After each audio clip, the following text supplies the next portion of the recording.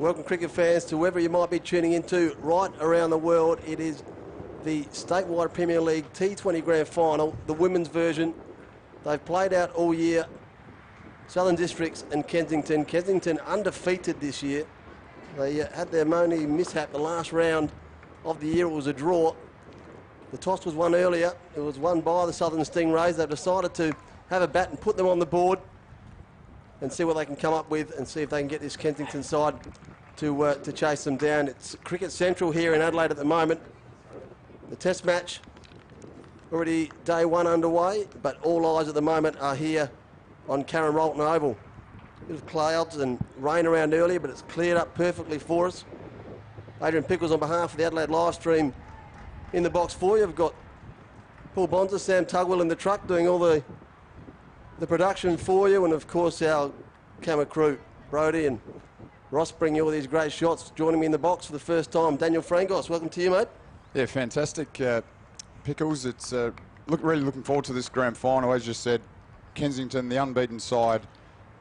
Got to say they're the favourites, the minor premier, and Southern Districts, who came in second spot with 5 wins and 3 losses. Yeah, other than Kensington, the other sides in the competition found it hard to get onto any sort of a rhythm. All of them could string a couple of wins together here and there, but couldn't get on the same sort of roll as Kensington. But it's the Lady Rays who are going to have a chance to put them on the board. And chasing in a final, well, it's never easy. But the questions will all be asked, very, very asked and answered very, very soon. So how do the Lady Rays go, putting them on the board? It's pressure-packed early, 10-20 cricket. So I hope you're enjoying the stream. And as we do every game, love your comments, love your interaction. So get involved via the Twitter feed or make them up on the YouTube. First one's glided away, beats point. Turn for 2. Might go all the way. Great way to start. It's the mark with a boundary. Gee, what a start that is. And as you said earlier, runs on the board in a final is the aim. That's what Southern Districts, a little bit of rain around, overcast conditions, but they want to bat first here and put a total on the board. It's always hard to chase in a final. You can always apply pressure just by run rate pressure.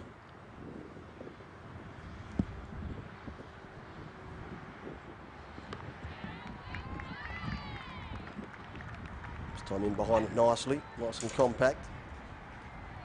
They're looking to get themselves an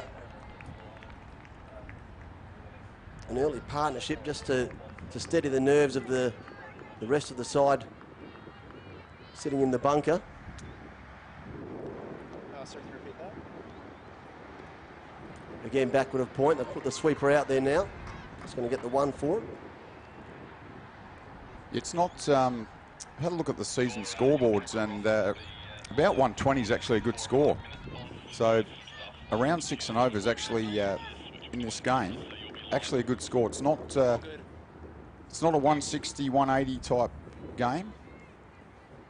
So anything above 120 can be competitive in this season.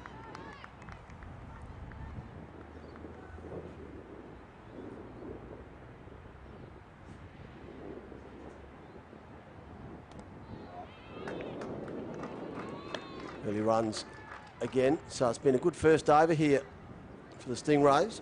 I'll run through these sides for you. Those who might be having a bit of trouble with the My Cricket app at the moment. At the middle for Southern Districts, Hannah Sampson, Jessica O'Reilly, Donna Clark, Kylie Rattray.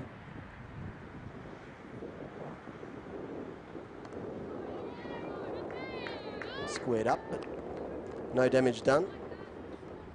Hannah Armstrong, Ella Wilson, Amy Peterson, Gemma Kennedy, Kelly Wilson, Rachel Andrew, Narelle Mialo, Kelly Armstrong, and Kemp.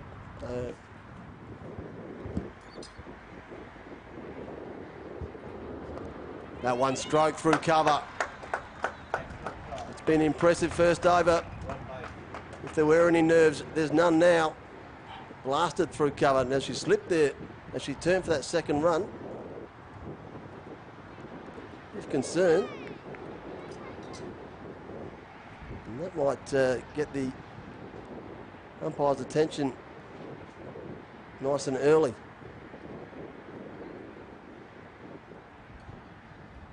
Yes, what a good start that is. Off the first over, it's none for 10.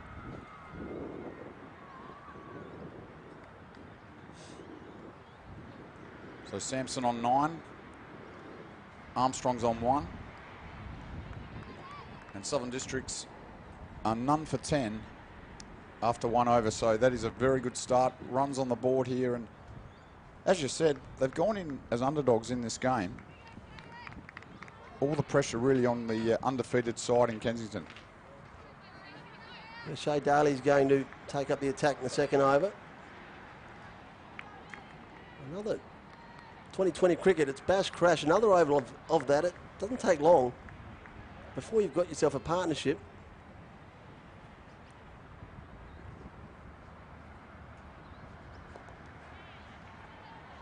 Throws it up, that one. Turned around the corner one more, so consistently turning the scoreboard over. But when that ball's been there so far in that opening over, haven't had a second look at it, thrown the kitchen sink at it. So scoreboard up to 11.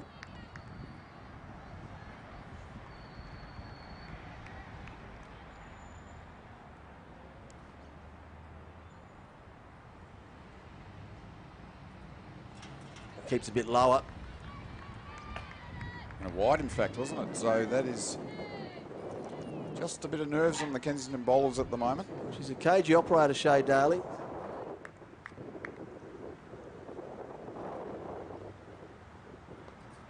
That one wide, swept down towards fine leg. It's going to beat them all 4 more. So they're motoring along at the moment, the Lady Rays. It's a magnificent start, isn't it? They've really, well, they've said to Kensington, we're going to take you on here.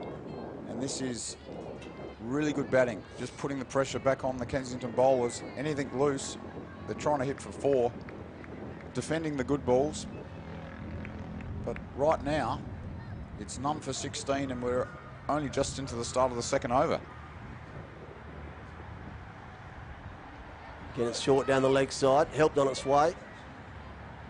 It's a fantastic track out here at Karen Rolton Oval. That one might go as well.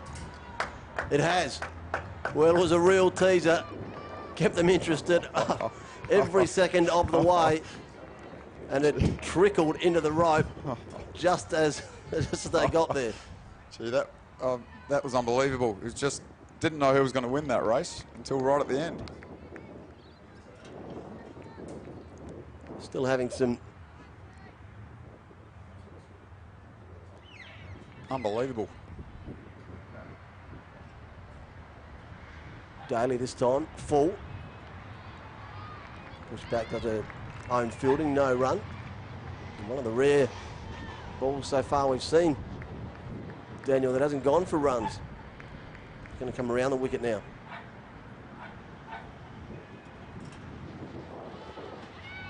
Again, leg side. Trouble at the bowler's end if it hit. There's going to be extras now. They're going to turn in this probably stolen legs. And that was out too, wasn't it? Oh, gone for all money. Out by a mile if that had hit, but that's the pressure Southern Districts are putting on. Stolen leg by, which was never on. Ends up being 2. Score is now none for 22.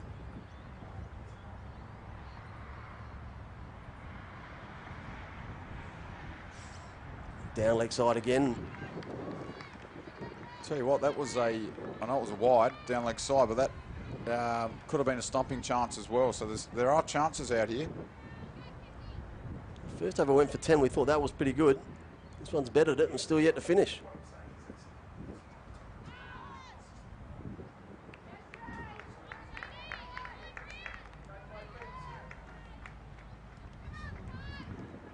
So that is the end now of the second over, and Southern Districts are none for 23.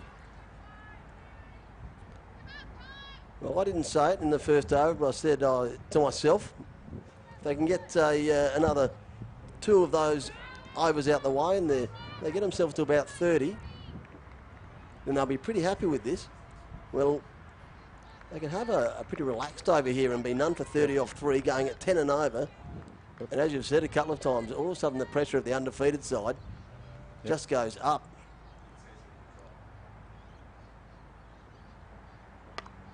Smash, slashed away, but well fielded by Sarah Jamison. That's really Sampson doing all the damage here. 19 from now 11 balls. Armstrong's 2 off 2. And Daly here into her second over went for 13. Well, it's actually Pope into her second over. Daly bowled the second over of the match. Pope, of course, no relation to Lloyd Pope. Even got the red hair, and I believe an umpire once said to her, "I umpired your brother yesterday," and she said, "I don't have a brother playing for Kensington," and no relation at all. The Popes. There you go. That one down leg side, whipped around the corner. That might go the journey as well. 4 more. Well, Armstrong getting into the act. Gee, this is just anything loose is a boundary. Very impressive. Armstrong now goes to 6. And that run rate, as you said, Pickles, is really just hovering around that 10 and over mark. Even a quiet over here or there will still, they're still above par. Because as we've spoken about 120 is a good score this season. Pope zipped that one through. That had a bit more on it.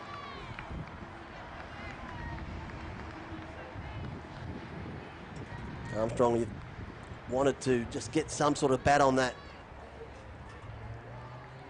And glide that one towards that third man area.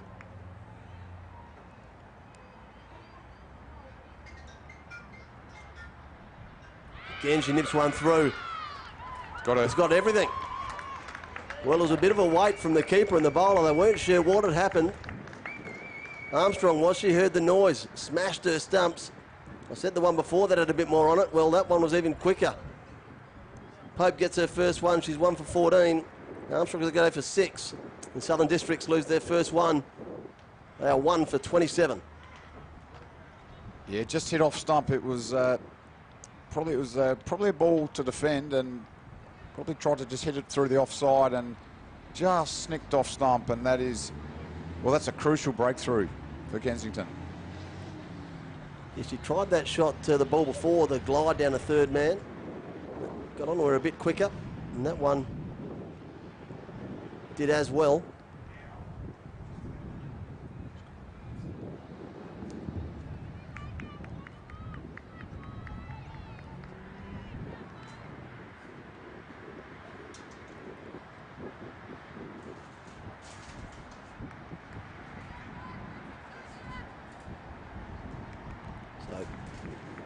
Wilson new to the crease.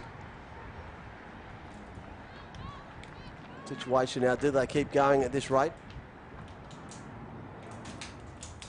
On wide, short, outside off stump and called wide.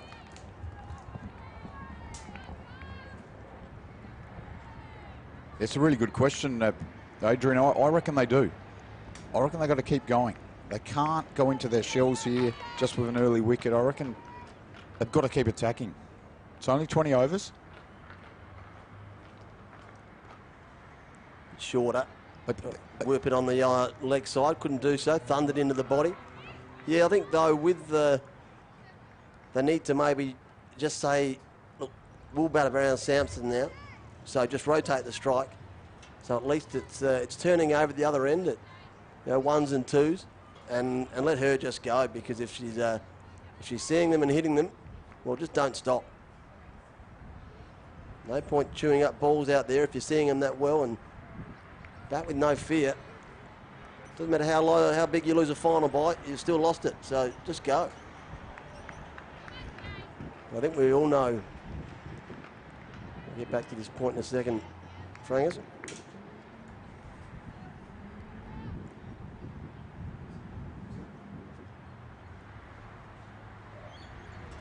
Throws it up, beats the bat.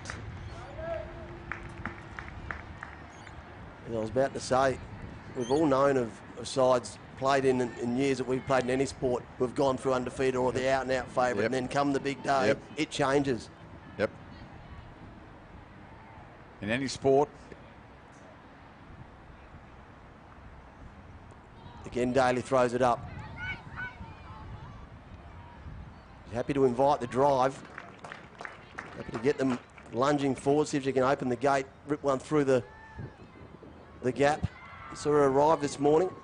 She actually had a designated bag bringer. Gee. She had like a Sherpa.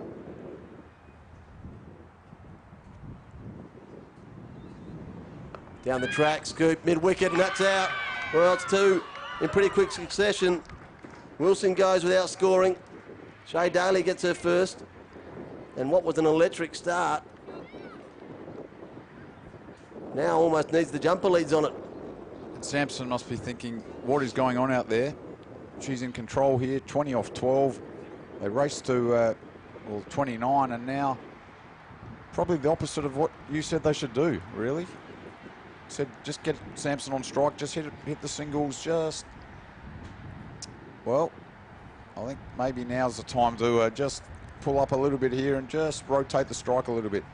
Which is an amazing thing that you say, and I say it just about every game that I call of T20 cricket, is now reassess. Well, it's only been 3 overs, and you start talking about we've got to reassess, look where we're at. But, I mean, it's you can't afford to drop too many wickets, or you make the decision, we're just going to go, and everyone's going to go, and hopefully 3 of us work.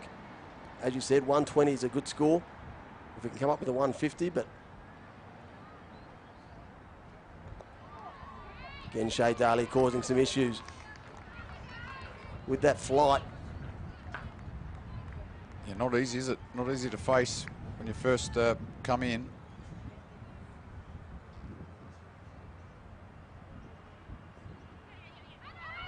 Leg side, she's going to get herself one. O'Reilly, new to the crease, off the mark. And that's the way that they need to bat around Sampson and let her. Now the pressure goes back on her. Do I keep going? Can we ill afford me to get out? She's on 20.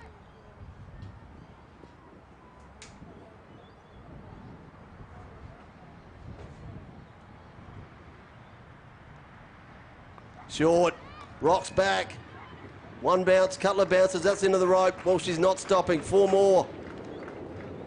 Great batting. You cannot give her an inch. It's good to watch, isn't it? This is really good to watch. What a game already. 4 overs down, 2 for 34. If you're planning on coming in to watch the Australians take on the Packies a bit later on this afternoon, we'll make it a full day of cricket. Get down here. It's a sensational venue. Boutique ground here, Karen Roten Oval, made for cricket. The outfield is delightful considering the amount of rain that we've had so far this morning as well. The pitch has come up a treat. Eliza Doddridge into the attack.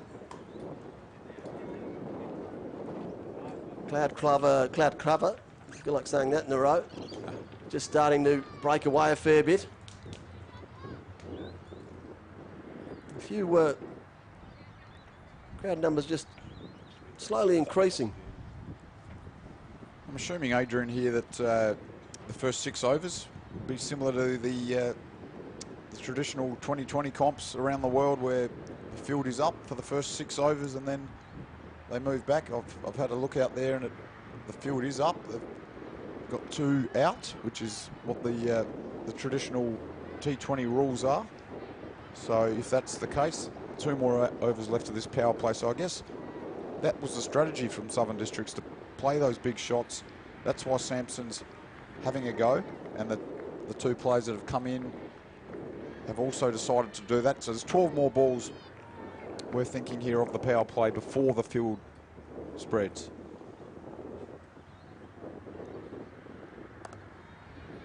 Doddridge into the attack, her first ball to O'Reilly. The mid on, there's no run. Yeah, those 2 fielders out. One deep at square leg and the other one at the third man. Other than that, it's pretty much the ring field. So it's going to be pretty hard to steal a one.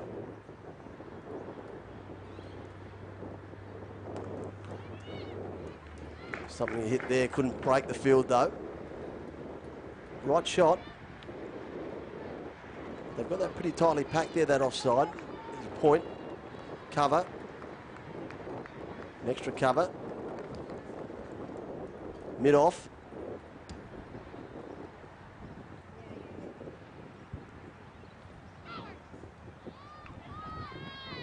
Off the leading edge. Sarah Lowe, excuse me. In there at short cover does the fielding. Just a magnificent venue now, isn't it? Right on the edge of the city, basically. We are here. Magnificent venue if you want to come down and then head to the Adelaide Oval later.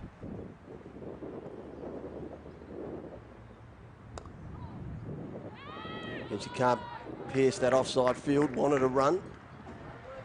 Sent back by Sampson.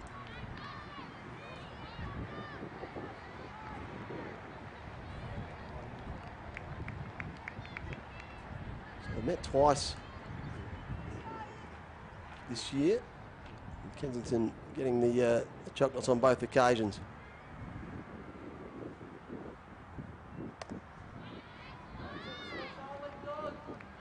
Compact. There was Defence, O'Reilly. no semi-final, was there? It was just basically every team played each other twice, 8 games, and basically Kensington were the minor premier. If you're new to this competition, Southern Districts came second and pretty much grand final, 1v2. Yeah, last game out, Kensington had a draw, and that's their only blemish on the sheet. So other than that, they won every single game. A couple of big scores too they put together. And the thing that they seem to have on top of the other sides is multiple players scoring big runs. Oh, and that one's gone straight through her. Doddridge into the attack. Exploded O'Reilly's stumps. She's got the figures of 1 for none. Well, that is a wicket maiden in T20 cricket. Don't see that too often. Throw in the power play as well.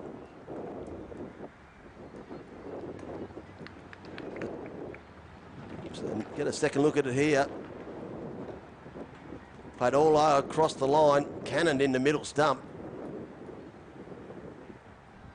I think Kensington's strategy here is, well, we're just going to keep going here. We're going to keep attacking.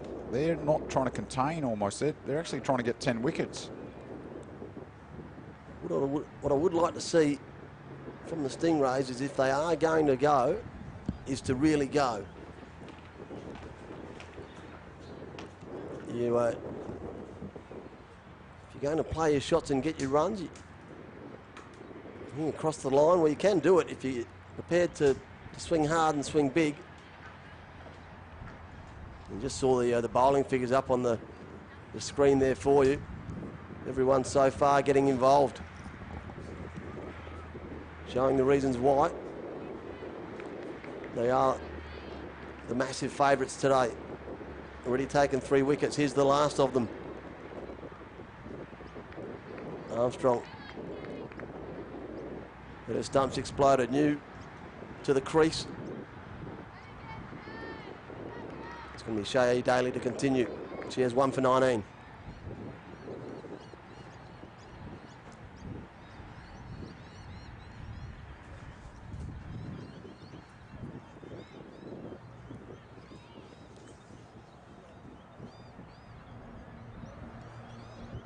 Again, Daly throws it up, invites the drive. Gee, that was close. Obviously no reviews out here, but I'll tell you what, that was right on. There's been a couple of games that they've wanted to go to the Adelaide live stream replay. Geez, it was pretty close for the square leg run out every now and then. Back live. And worked around the corner. Sampson continues to add to her tally. She moves up to 25. What an innings, 25 off 15, and the rest of the side put together is 3 for 10. So Just a absolutely, well, one-person show at the moment because Sampson really take her away. Southern Districts are in all sorts of trouble here.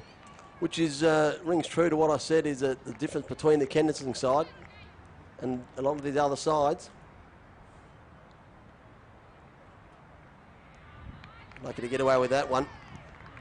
Is that Kensington, when they bat, they put a lot more partnerships together.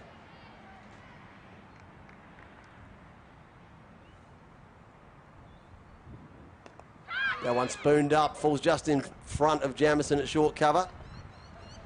Going to scoot off for a run. Armstrong gets her first. Probably a bit of luck she needed just to get off the mark. Wasn't a great convincing shot, but in the air for a while, but got away with it, and just what Southern Districts needed. That run rate still above 6, which is good. They can keep it around there. I reckon 120 is a good total in this game. Again, Sampson extracting another run around the corner. One more, keeps it ticking over. Yeah, she just needs someone to bat with her for another 3 overs. Get that into the somewhere near the halfway of the innings mark without losing too many more. You don't want to be trying to bat with the tail with 7 overs to go. Oh, it looked like she won't have a real swing at that, Armstrong. Shay Daly giving her every invitation to see if you want to go after it. Armstrong stood firm. 3 for 37 after 6. As I said, run rate still at 6 and over. You'll take that every day of the week.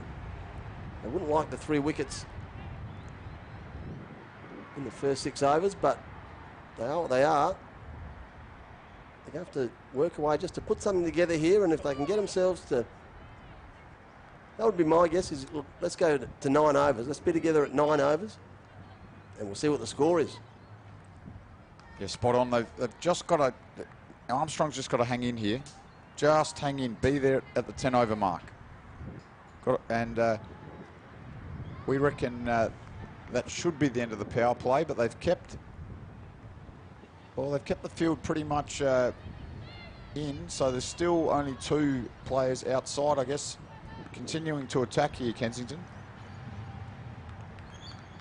There'd be no reason to have them spread. You might see that a bit different when Sampson's on strike. Yep.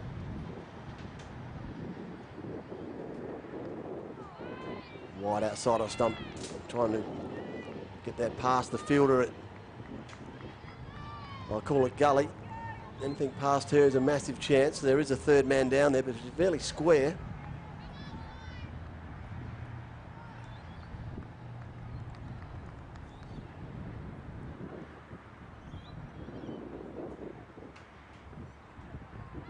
Doddridge, big shout. Umpire didn't want anything of it. Turned that one down pretty quickly and got on his bike. But as we've spoken about, if they can somehow get to that 120 total, pressure in a final, isn't there?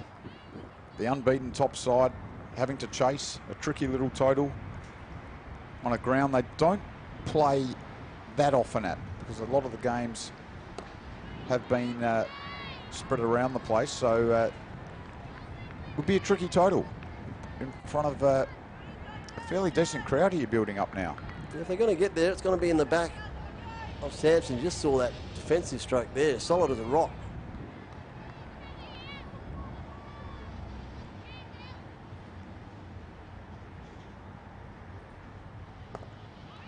This time trying to get one through cover, can't do so.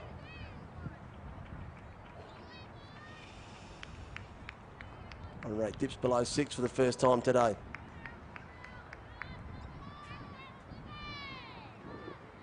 Probably, it wasn't easy early, I reckon, when Southern Districts Sampson was hitting those boundaries. We'll speak about this in a moment.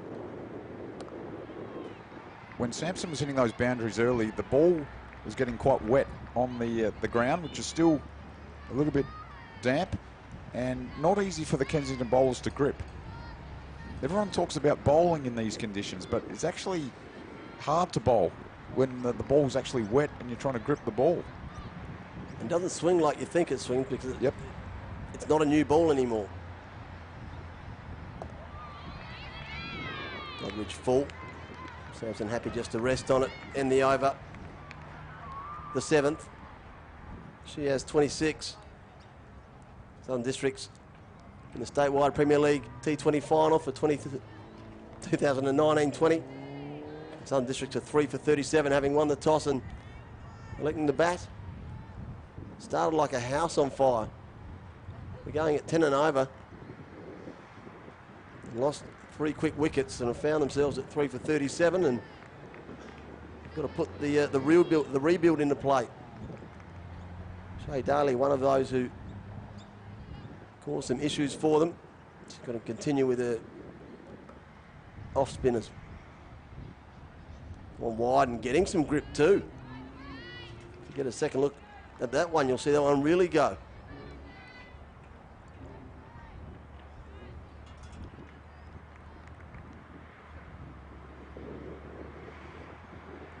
That one's short and into the gloves. Oohs and ahs from a few of the Kensington players, so whether or not there was something on it. Oh yeah, bottom edge there, that certainly was a drop catch. Would have been a very, very good catch, but bottom edge is very hard to take. It was Armstrong on strike, so it's a blow though, it's a blow. Armstrong's got to put her head down here and really just try to rotate the strike, get Sampson on strike here and just get the scoreboard ticking over. Well, wide again, that one called wide. Feeding that shot out there of Sampson, she does play it well. Unfortunately, she hasn't been able to latch onto any of them in this over. One of them was a bottom edge dropped.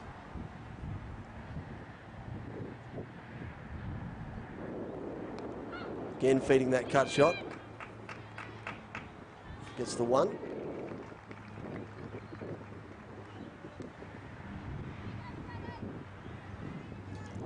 So if you're new to this competition, there were 5 sides in this season. Kensington, of course, the minor premier, playing 8 games, winning 7 and having 1 tie. Southern Districts came second with 5 wins and 3 losses. And then Northern Districts were third, then West Torrens and Sturt. So there were 5 teams in the comp. The top 2, Kensington and Southern Districts, here playing off in a grand final.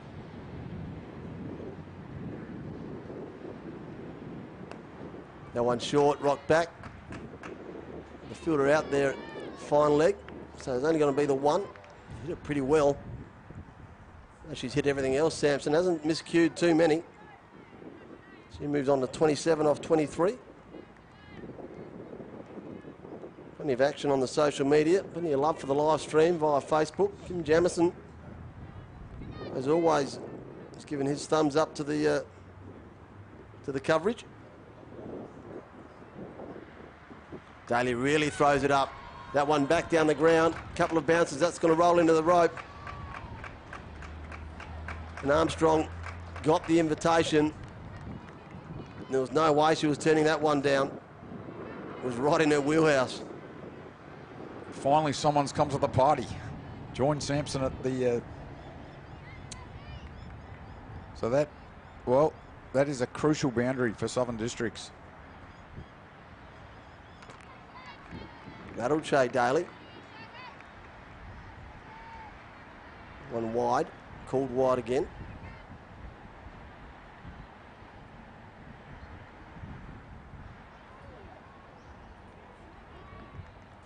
Gets through the over, an eventful one, had a bit of everything. Southern Districts 3 for 41.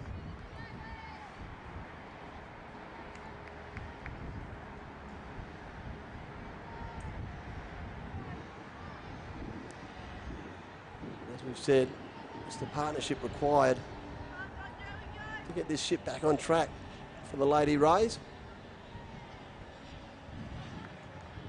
Whatever their mark was, it would have, only they'll know, that they would have said we need to be here at whatever time that is, what over that is.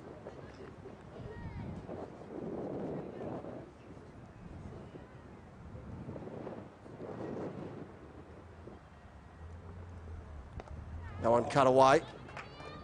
Fielder out there at deep point on the rope.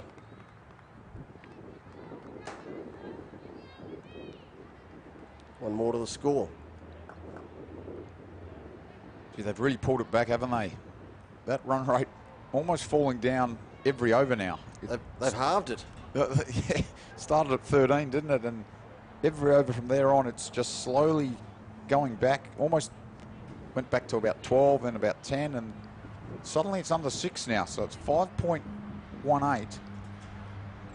Kensington will be happy with this. Their aim, of course, would be to keep Southern Districts under 100.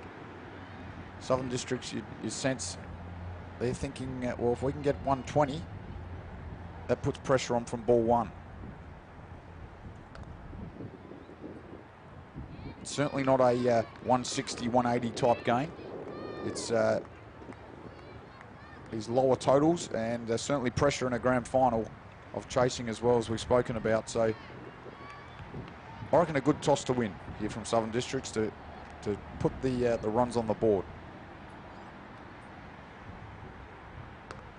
That one's gone straight up in the air. Bowler calls him out. I'll take my own catch. She does. Doddridge has got her second. Another partnership that was beckoning. That one goes.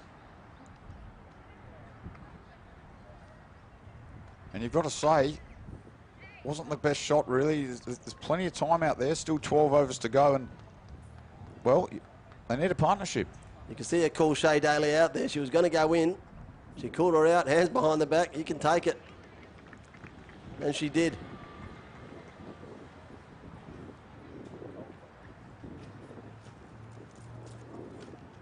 So Southern Districts now are 4 for 46.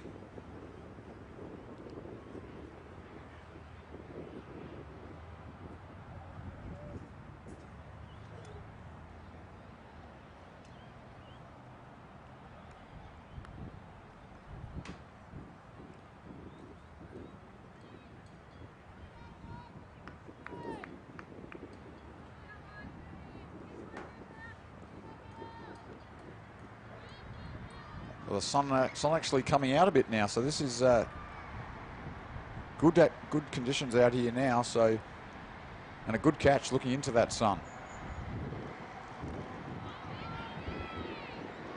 Doddridge with a full head of steam now.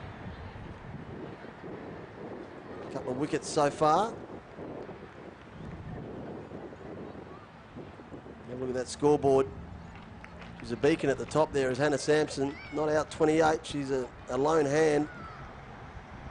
I think of it 6s, 1s and 0s at the other end.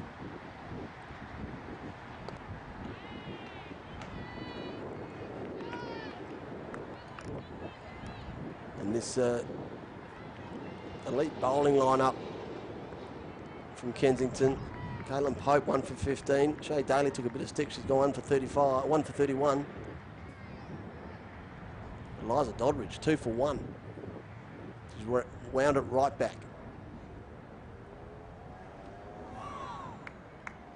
Gee, if the bars had come off there, I wouldn't have minded a second look at that, because that back foot got airborne.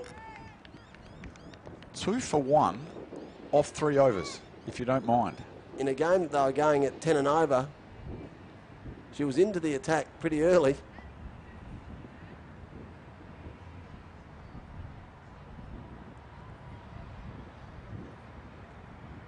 Sarah Lowe to bring herself into the attack as she's going to.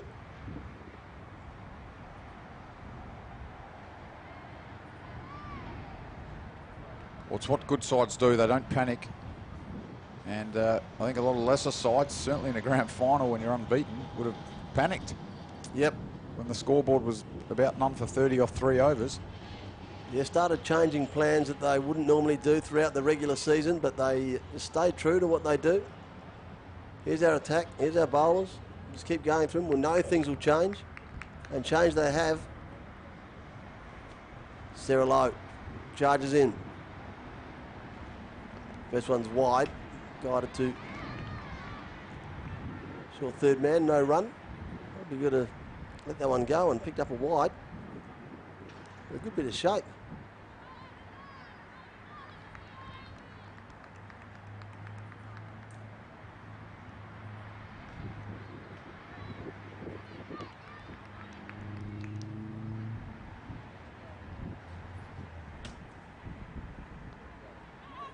Same area this time, beats the player at third man. Going to get back for 2. So Rachel Andrew opens her account. And that's exactly what Southern Districts need. They just need someone to stay there now. If Andrew can just hang in there for, we've been saying it for every batsman or batter that's come in, but they just need a little partnership here just to take the pressure off and get them through to about that 12th, 14th over. Then they can launch again, can't they, in the last 5 or 6. Just knock it around, hit the 1s and 2s, get Sampson on strike, and just keep it ticking over, but probably got to eliminate a few of the risks that they've been taking. Yeah, exactly right. Just bat with her.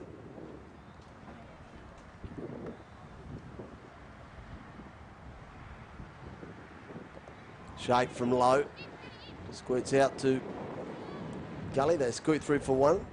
Wasn't convincing, but that's all they need. Turned it over, get off strike. Top score of 11 is Rachel Andrew.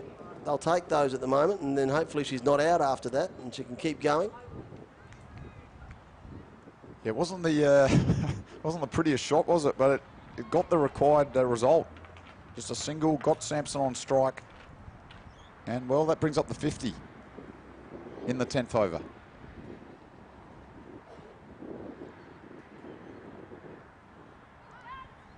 One down leg side from Sarah Lowe.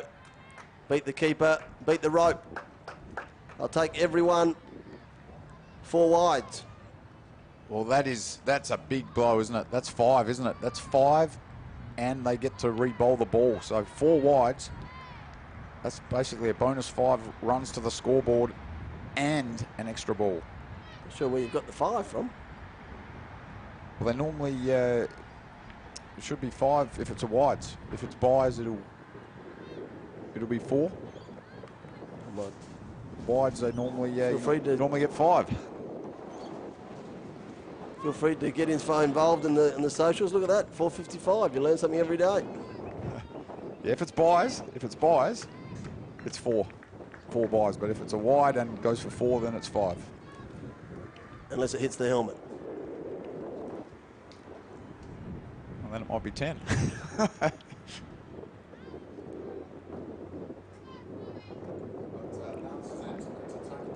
Now, this is a magnificent game, really, because runs early, then wickets. And now both sides, you've got to say, Southern District's just trying to hold it in and rein it in a bit here now. So after 10 overs, it's 4 for 56. Yeah, probably a bit dirty on themselves that they lost that last wicket. They would have, I'm sure, wanted to get to that 10 over mark with just the 3 wickets down, 7 in the sheds to play with for the last 10 overs. So they'll have to reset this pair out in the middle.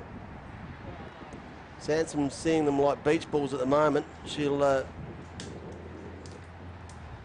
to talk Rachel Andrew through this next little period and probably get into her ear and her headspace, reassure her that 1's okay. You don't have to hit boundary. You don't have to, just stay out here with me. We're on our way to 100. Once we break the 100 barrier, if we've got that with 2 overs to spare, well, we can get 120, but let's just stay with me. Sarah Jamieson, the left armour into the attack. Almost need like a Michael Bevan type innings. Is that what you're alluding to there? Mike Hussey type of play, just knocks them around for the next 4 or 5 overs. Nothing silly, plays it along the ground, hits the 1s and 2s, and then if they've got wickets in hand, they can launch in that last 4 or 5 overs. And takes the opportunity when it comes, and it'll come. There'll be a bad ball. It happens in all grades, all levels of cricket.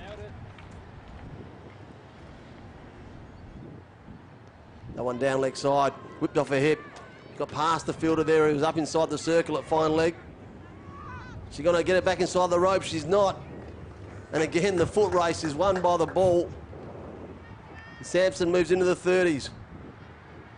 Can't believe it. We've seen another one. Kept her interested all the way. Just when she lunged down to scoop it back in, the ball hadn't finished rolling. I was still going, said the ball. I'm not finished. I'm ready to finish. That's this carpet that we're playing at here on Karen Rolton. It's elite. Cut this time, pure. And they've a fielder there at point. Rapturous applause from the Kensington supporters. I'd almost say that was the shot of the match, and it was only one. Yes. That was a magnificent cut shot, wasn't it? But only got one out of it. Magnificent fielding as well. Only had to be 30 centimetres either side of the fielder, and it was going to race away. So Rachel Andrew on strike for the first time against Sarah Jamieson.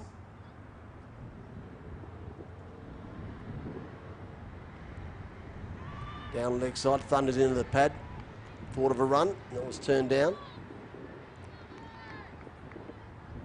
Gee, they've got a good attack, haven't they, Kensington, though? They've really just... They're not panicking, as we've spoken about. They're continuing to look for wickets here.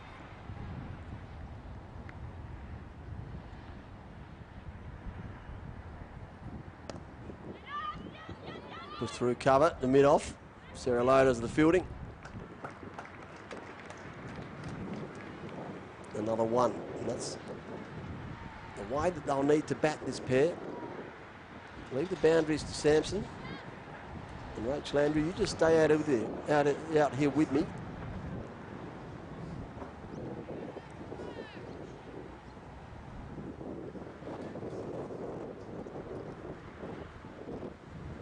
Sampson again wanted to get that through that point region. Perhaps it might be time to put it away. She likes her shot, but she hasn't had too much success with it. They're happy to feed it. She loves playing the shot, but it's not paying the dividends that it normally does. Do you get down here often, Daniel? Yes, certainly have. A couple of the one days that SA have played, I've just rocked up in the afternoon. There was one game I was on, wasn't working that day actually, on holidays, and it was a Tuesday game, and I ended up just wandering in from the city. Which is the beauty of the location. Sarah Lowe. That one swung wide. I think it was when Alex Carey and Travis Head. Oh. So it was I mean, you just walk across the road and you're seeing two of the world's best cricketers batting. And I think Jackson Bird was out there bowling. It was some of the world's best cricketers, and just have to walk across the road. I like it, actually. I like this venue. I think it's good. Started on the leg stump, Sarah Lowe. She's been getting those to shape away, hoping for the magical ball there, the one that was going to start in about leg and hit middle and off. And there is a live feed. The live getting involved. Twitter at Adelaide live stream, ADL live stream. Still like seeing South Australia Sheffield Shield side play 4 of their 5 home games at Adelaide Oval, though. And cut well. Yep. We'll get through for another one. Just turning it over. Good batting. Yeah, I like seeing the South Australian Sheffield Shield side still play 4 of their 5 games at Adelaide Oval and 1 here. I wouldn't like to see them fully play here. I think the Adelaide Oval is still of course, the home of the South Australian cricket teams.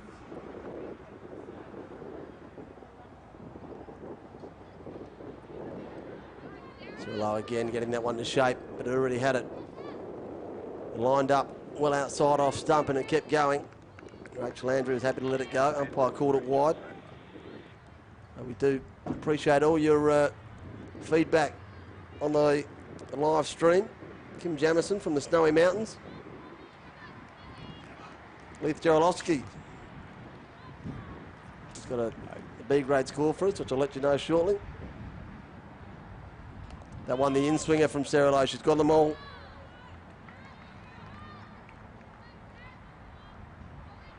So for those of you who are watching around the world and want to know how the Lady Rays second grade are going at the moment, doing reasonably well.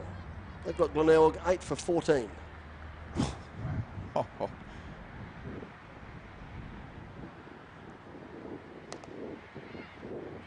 Did you say 14? I wonder how that one works in the Duckworth Lewis. Gee whiz.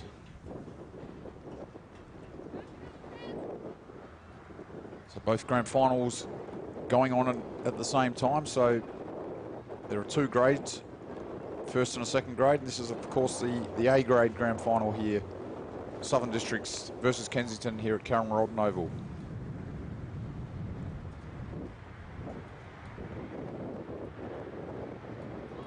Oh, that one, the Chinese drive. Can't set a field for it. Runs every time, though. Rachel Andrews going to get back for 2. Well, it was the French cut. So that's 12 overs gone. And Southern Districts are 4 for 67. So we see that French cut, I'd say, on the replay there. He's what magnificent camera work here. This is got the replays. We've got, if you're new to the coverage, you can see the scores, the replays, and Kensington, of course, in the field. Southern Districts, if you've just joined us earlier, elected to bat after winning the toss, with Hannah Sampson on 35, and Armstrong went for 6, Wilson for a duck, O'Reilly 1, and Armstrong 6. Samuelson short, that time cut away, but they have got that fielder out there at third man, saving those runs. Andrea Church enjoying the live stream from Kangaroo Island. So we've gone overseas. Thanks for tuning in, Andrea. Thanks for letting us know you're enjoying it. We love bringing it to you.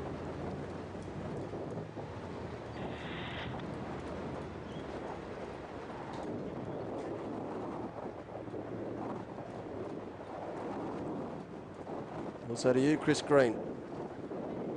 Loving the commentary and the camera work. We've got best young camera operators in South Australia.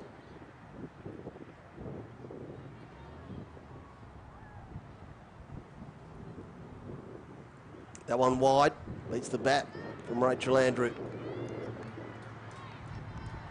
They've been happy to feed those offside strokes. See if they're prepared to play a long way away from their body.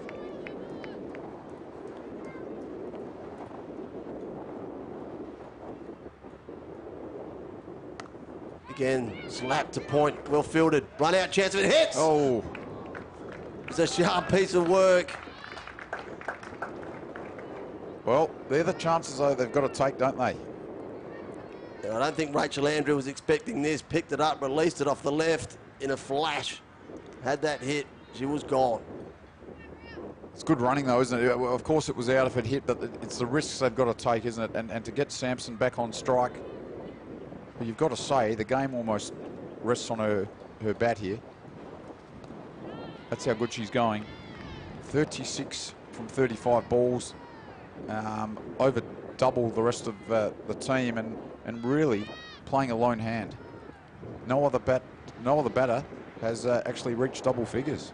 Yeah, description of that run is right. That, yeah, it's a, whether you call it risky or not, but got to take it, don't they? And slapped the mid off. Another run out chance. Oh, collision too at the bowler's end. Sampson's run into the back of Sarah Jamison. Might get a good look at it here on the replay. He slapped it through to mid off.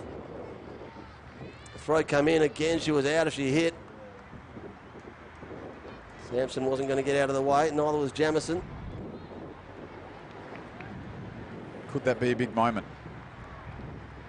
That was Sampson, of course, if that one had hit, so they get away with it. Short and pulled. Another shot at the stumps. Oohs and ahs from the Browns. Hands on heads. I wonder how close that one was. I think there's a wicket every ball here.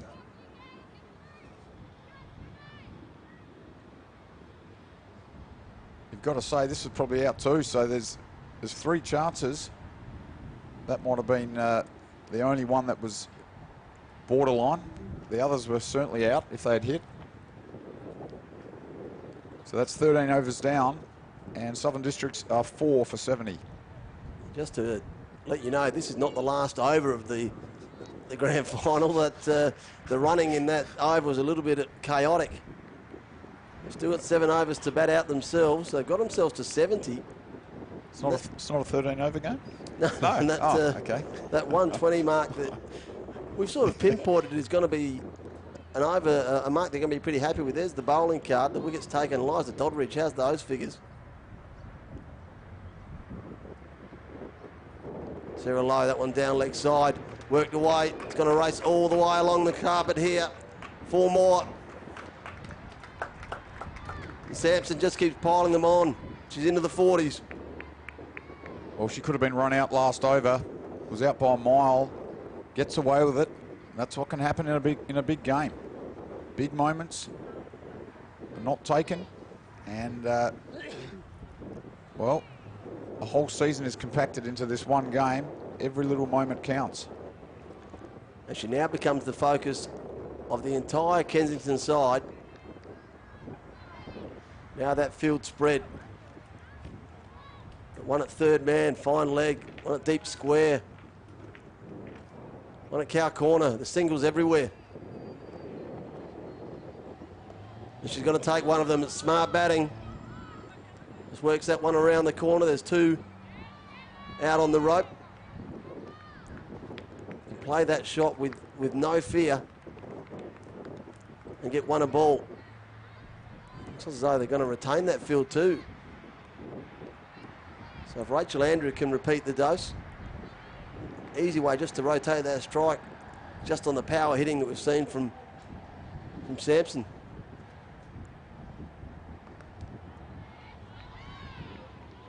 What does Andrew do here, Pickles? Does she just try to go for boundaries, or does she just try to rotate the strike and get Sampson on strike here? It's probably thinking that in her mind at the moment. And the bails have come off. Yeah. It's un-Adelaide-like conditions here. It's raining. It's raining last night and this morning. It's cold. It's windy. It's like the middle of winter. Well, that's what she does. She goes up and over mid-off. Strikes it as clean as we've seen anyone hit one today. Well, that answered the question. Well, my answer was going to be she gets guided by Sampson, who's probably going to say, just stay with me, we don't need to do anything silly. Well, she got a tasty one outside off stump from Sarah Lowe. She said, well, that's all I need. We get another look at it here.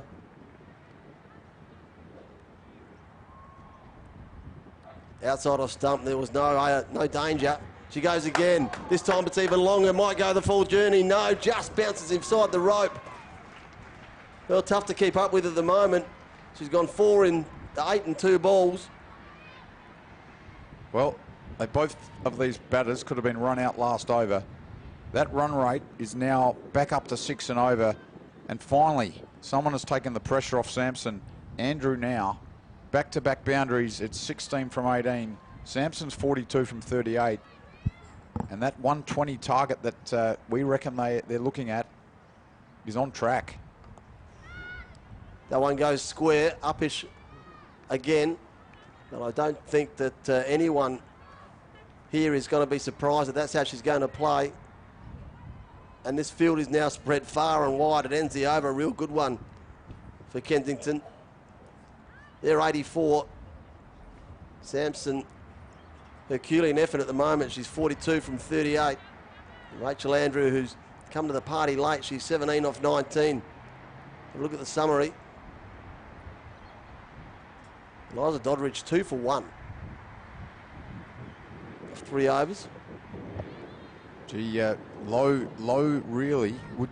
I don't know whether Kensington will consider perhaps bringing in a 6th bowler here, or will they bowl Low out? She is one of their best bowlers, of course.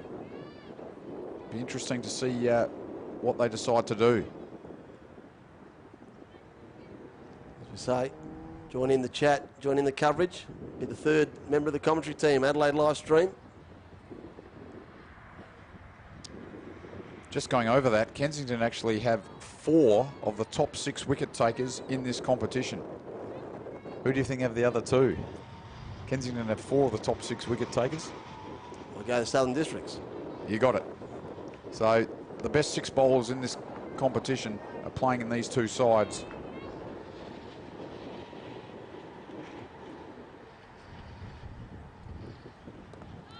Kelly Armstrong from Southern Districts is the leading wicket taker in this comp with 15. Shay Daly from Kensington has 13. Eliza Doddridge has 11. Caitlin Pope from Kensington also has 9. And Sarah Lowe, who we've just spoken about, is the 5th leading wicket taker in this competition. She goes again. She goes big, backing back, one-handed. Burst through the fingers. 4 more. Rachel Andrews putting on a hitting display here. Well, this is exactly what Southern Districts needed. It's a big game. It's a big moment. We spoke about those run-outs. Both batters could have been run out 2 overs ago. They got away with it. And now Andrew has finally come to the party to take the pressure off Sampson, who really has just controlled this innings. And this is what they've got to do now. She goes again. This one flat along the ground. Didn't quite get it. But got enough of it to get 1. Gets herself off strike. She's going at a run of ball now. That run rate up and over 6. Chris Cleary from Mildura sends his support in for the Browns. The relation of ice, you'd think. Former Redback. Yeah, I reckon Mark Cleary was from Mildura, and he's a Kensington player. He was a Kensington player as well, so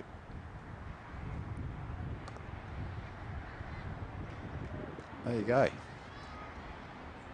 Sampson continues on her merry way, 43 off 39 from the very first ball. She's given every indication that she's going to put a score on the board and make this a really tight final.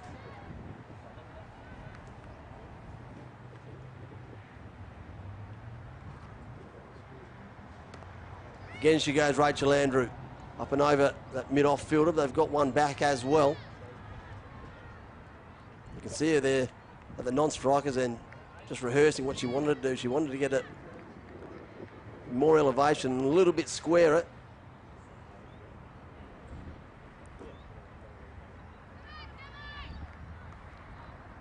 Jamison none for 16, about to round out her 3rd.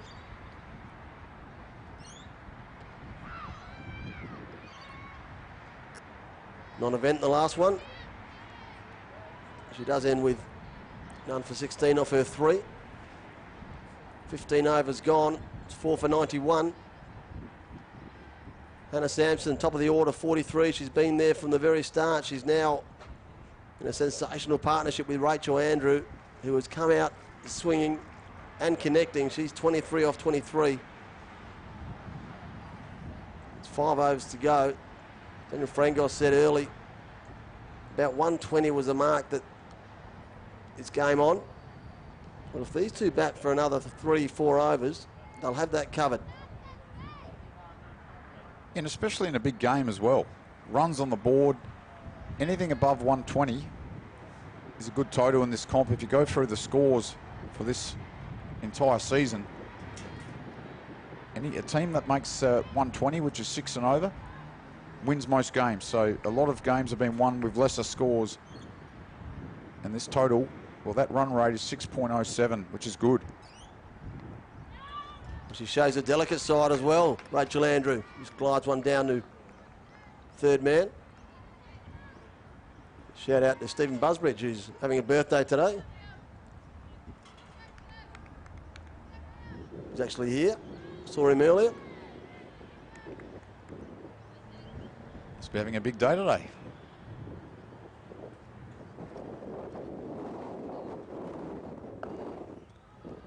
A flat sweep. Couple converge on it. Jamison's one of them. Good throw, gets that in. Saves that from being 2. So we've got 2 out here on the boundary for that sweep shot. And 1 at long on. I think Rachel Andrew will be clear, happy to clear her head. Oh, she got the full bunger. Here's that long on into play. I thought that was probably going to be coming to us. Square of the wicket. Well, we spoke about Sarah Lowe, whether she'd bowl out her 4. They've looks like, as you've spoken about, Ferris has come into the attack, so perhaps this might be Lowe's 4th over, if you know what we're saying here. So covering, Lowe won't bowl out her 4 overs, and Ferris here might just chip in with 1. She's getting through to run a ball. They'll take that at the moment, but so will the Stingrays. They'll take 6 and over from here on in. That one's short and flat and up, long off back there and taken. Well, Rachel Andrews' exciting innings has come to an end. So Ferris, the captain's specialty, brings into the attack, takes the damaging wicket. Southern District's now 4 for 95. I thought she got a better piece of this. Damaging is the word, isn't it? Because I'll tell you what, if that was dropped, almost the game could have been on the line there, but that was a big catch to take. Big wicket for Kensington. Andrew, as you said, was really turning this game. I reckon she was on about 8 off 14 at one point, and then suddenly got into gear. And well, that was the partnership Southern Districts needed, and at the same time, it's the wicket Kensington needed. It's a good game here all round, and really a 50-50 contest, you've got to say, at the moment. You saw that replay, just come off the toe of the bat. That had been a couple of centimetres up, anywhere near the middle. That one was going to clear the rope. That run rate still at 6. This will be the last ball of the 16th over, so 4 to come after this. They've still got 5 wickets in the shed. And Kylie Rattray new out to the crease. She joins Hannah Sampson, who's still going on 45. But a sensational knock.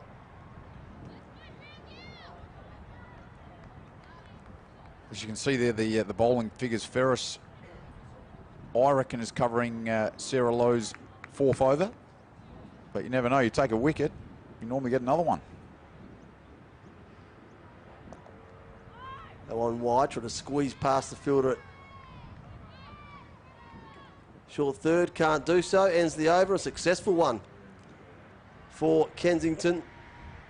They took their 5th wicket in that over. Southern Stingrays are 5 for 95.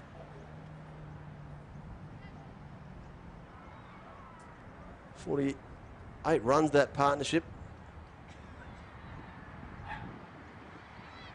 You can see both those names at the top of the order there. Sampson and Andrew. Rachel Sampson getting her runs at a run of ball, and she's out there with Hannah Sampson. Sorry, Rachel Andrew and Hannah Sampson both scoring at a run of ball.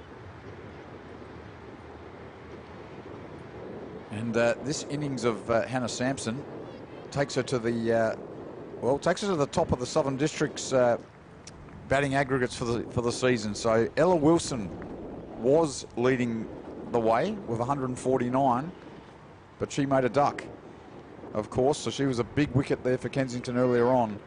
And Hannah Sampson now, well, was on 139, and her innings has taken her to the top of the aggregates. Rattray in behind that one, and if my research is anything to go by, she's closing in on a top score. Spot on, Pickles. 49 not out is Sampson's top score for this season, so she's just got to be there at the end, and Rattray really now has got to get her on strike, because there's only 23 balls left. Cut away by Rattray. That's exactly what was needed. You've got to say Sampson has to face the bulk of these 22 balls. Yeah, and she's going to have to remove the 50 from her mind, but it's hard to do. So much going on in her head at the moment. Team score. Where do I got to be at this part? Don't throw it away. And I've got a 50 on the go. Yep. Don't tell me there's not pressure out there on her at the moment. Batted superbly from the very first ball she's faced.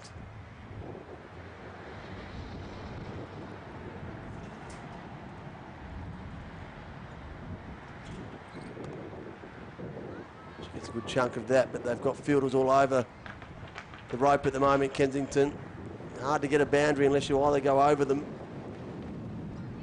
You have to come through this offside, but anything on that leg side is going to go for one. Kylie Rattray, of course, can hold a bat, so she's actually Southern District's third leading run scorer this season. That one up and over that offside. Or diving back, one hand just about got a fingernail on it. Would have been an outstanding catch had she taken it. You get a second look at this here. Just skewed it high. Got going. All of a sudden she realised she was in the game. Might be Doddridge. Just see little half chances in the last few overs that have gone Southern District's way. This one swung away on the leg side. And fielders on the rope out there. Rattray continuing to turn it over. Actually, Rattray is one of the few players in this entire competition whose strike rate is above 100. It's 109. There's not many players with a strike rate above 100, and Rattray is one of them. That one square of the wicket. This might be the boundary. Doesn't roll in. Great bit of work on the boundary from Pope.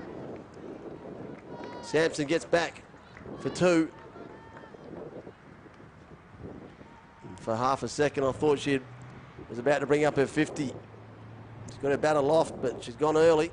She's not there yet. So 17 overs down, and it's 5 for 102. Getting that run rate, keeping it at 6. If everyone that can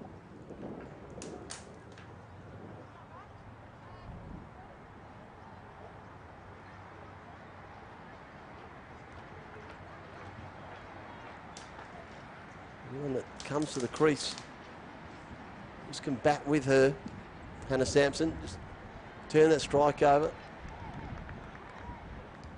They don't have to bat expansively.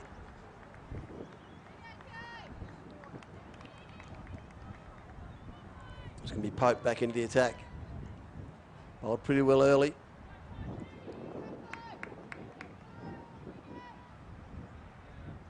It's a big over, isn't it? Run rate 6 and over. We've spoken about that 120. This is a big over. Swung away from Rattray. Going to get one. Going to bring Hannah Sampson on strike, who's 48. Yeah, Pope in her first spell took a little bit of tap in one of the overs, and all of a sudden she just cranked it up a little bit. Then she went up another gear after that as well, and cutting into the stumps. Sampson gets one down leg side and called wide. 3-1 to the score. So they're over the 100, 103 now. What's going through the minds of the Kensington batters at the moment, do you think? Do you think they're obviously a bit nervous at the moment, I reckon? The drop and run from Sampson gets her to the non-strikers and the 49.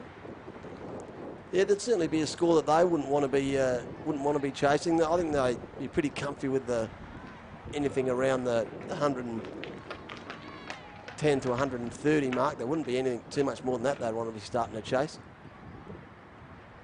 Rattray swings heavy.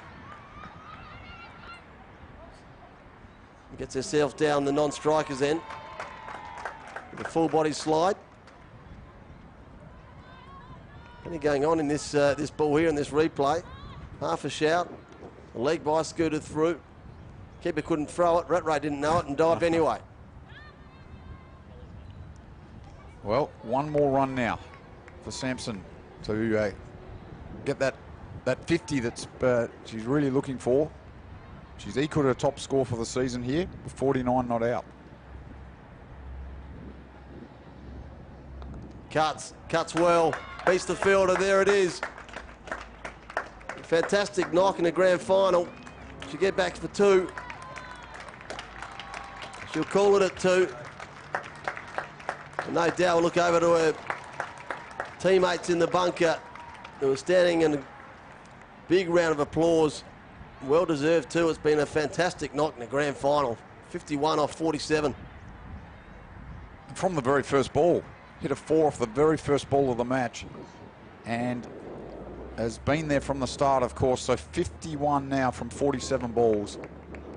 Has just held this innings together. And when she turns on the leg side, Jamison's there, throws. Once she gets through this last ball, she's going to get the green light.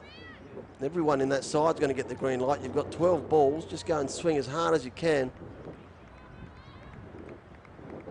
See if you can steal a boundary.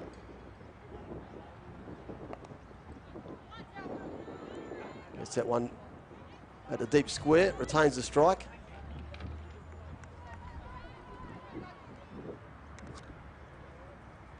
It's the 18th over, 109.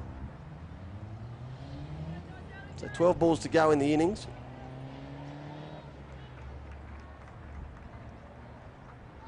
Again, you can see Hannah Sampson, top of the order, 52, still going.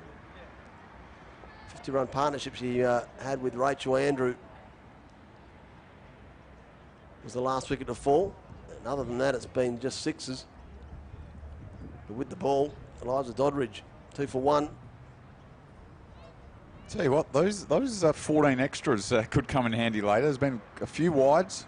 And that questionable 5. Yeah, a wide that went for 4. And they've had a few wides, a couple of leg byes. There's been 14 extras. I'm sure the bowling group will not be happy with that. Or the coach, for that matter. Doddridge there, playing the ace. Back into the attack. Has the figures of 2 for 1 off 3. They're insane bowling figures. I don't think I've ever seen 2 for 1 in the 4th over of any 2020 game around the world. This is incredible figures right now. That one skewed up. Might get there for another one. Oh, my word! Well, if you thought the figures were any good, add another wicket to it, and this catch. Running through, both batters converging, threw out the right hand, and it stuck. What a catch. What figures? 3 for 1, if you don't mind, in the 4th over. She's stolen that out of the path of Rattray like a thief in the night. Pickpocketed her. In fact, it was Hannah Sampson. Well, that is catches win matches. That was the key wicket, of course, of Sampson as well. But Doddridge, well, the 2 players of the match so far, you've got to say, and Doddridge got the honours. It's skewed up. You can see there, just threw the hand out, oncoming traffic. Magnificent camera work there. The stills there, it slowed it down perfectly. And what a shot that was. And as you're actually right in the first case, it was Rattray who she got in front of in the end to dismiss Sampson. Doddridge continues. No one can score off her. The only part of the scoreboard that rolls over for it is the wickets column. Can she close it out now? Currently has 3 for 1.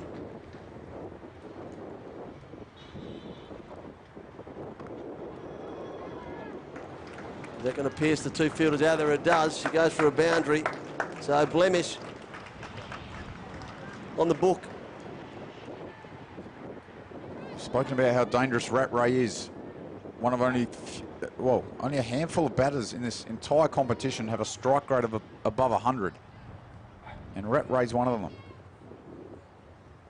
Actually, might be the second highest strike rate in the entire comp. Swings hard again. Can't beat that offside field. So pretty dangerous, isn't it, to have coming in at number 7. Almost playing that Glenn Maxwell type innings. To come in 6 or 7, have a bit of a license to play their shots. And it's a good little cameo here, 9 off 9.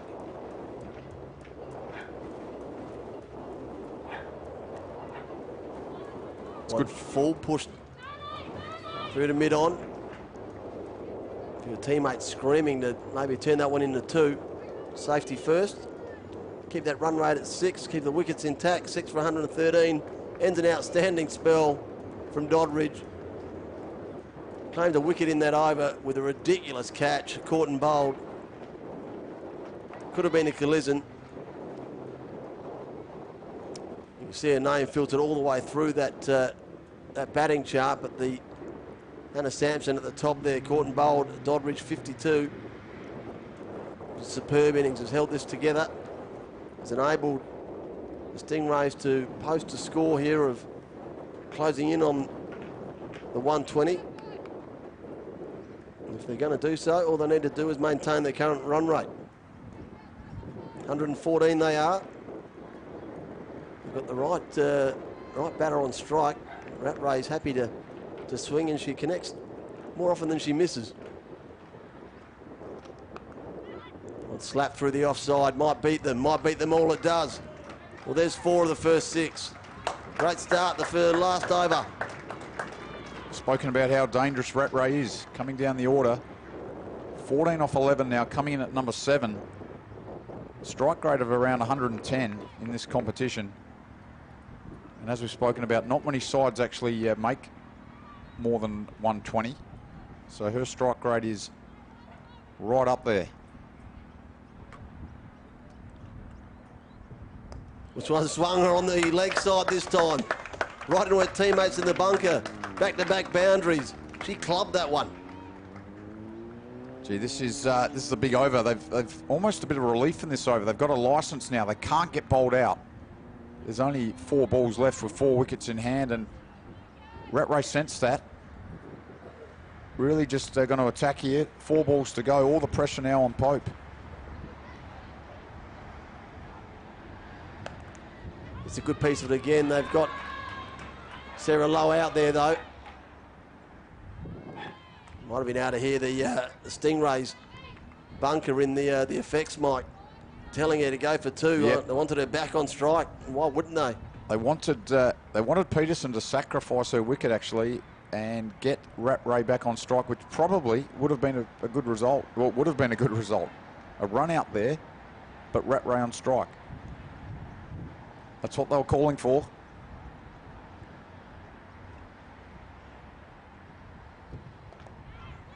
It's well batted. This gets bat on it. Pushes it to cover and was off in a flash. Had her mind made up before Caitlin Pope even decided to start running in, I reckon. Rat Ray to finish it off. Swings, misses the lot. As I look back at the stumps to check the bails didn't fall off.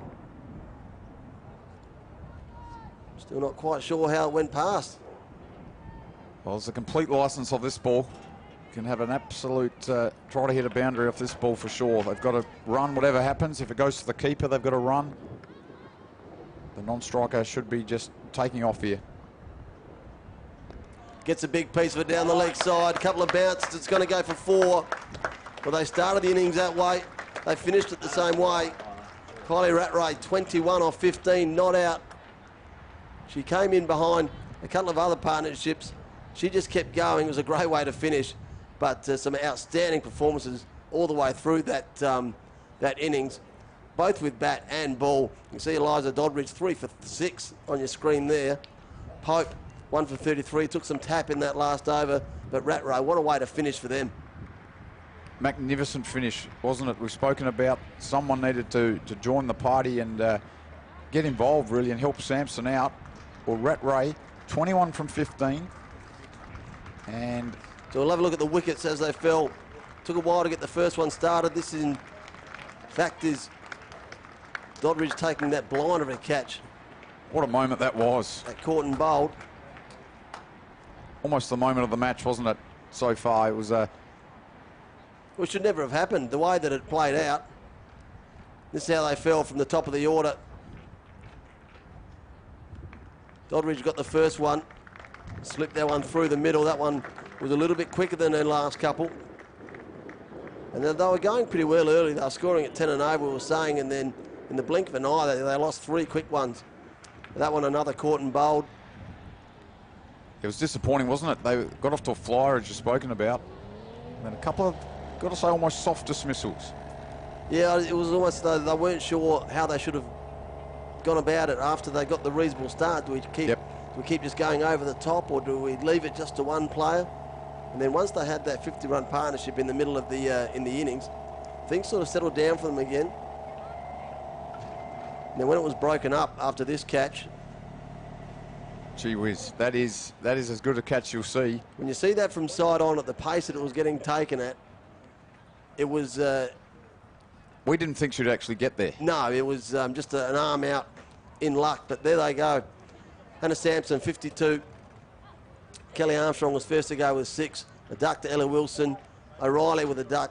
Armstrong 6. Rachel Andrew batted superbly with Hannah Sampson for 25. And Kylie Rattray steered them home 21 off 15. Amy Peters did a very, well, everything she needed to do. Got off strike to make sure that Kylie Rattray could get back on strike and finish it with another boundary.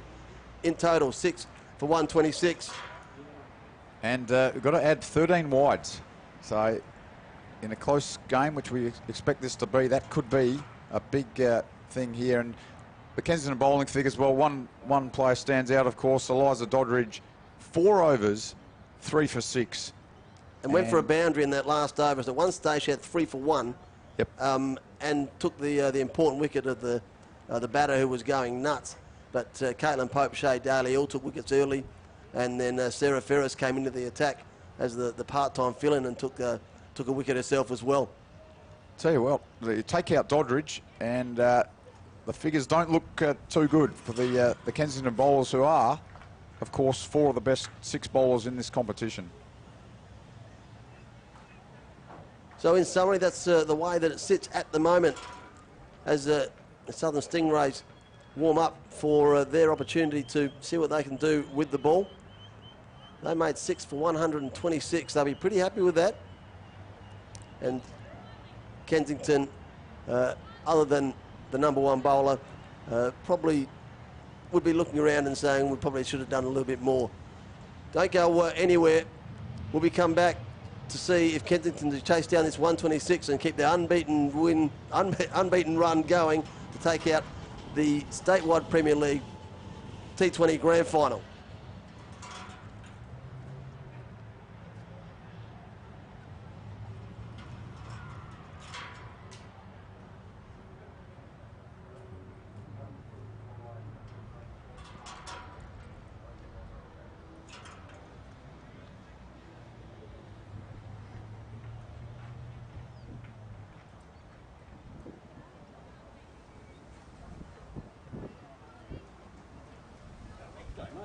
Rob.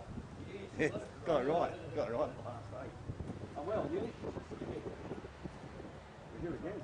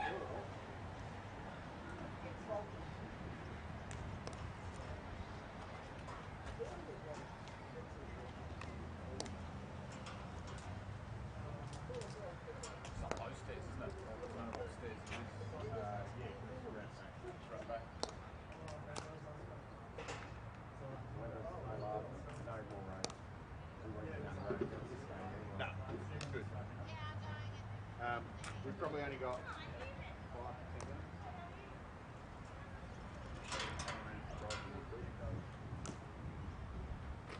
So, you right on the boulevard. Yeah. When I was going like that, it's actually the pitch doing a bit. Yeah. Yeah. A bit of sand off the. Yeah. If you get the spinners going up, it's really hard getting this.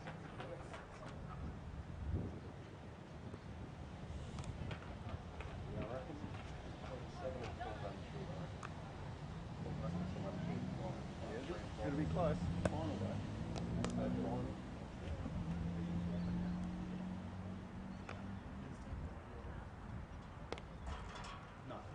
No, that flat was up. That was all. That was up. So it was tentative. There's no swearing.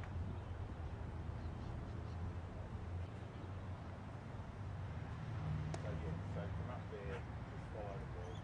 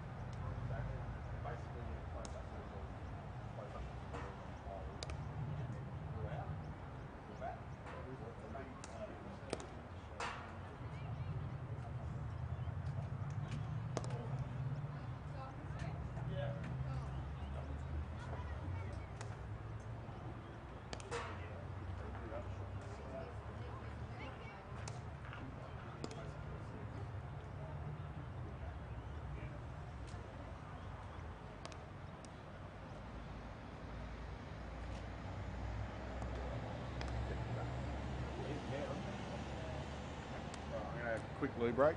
Yeah, I'm going to say.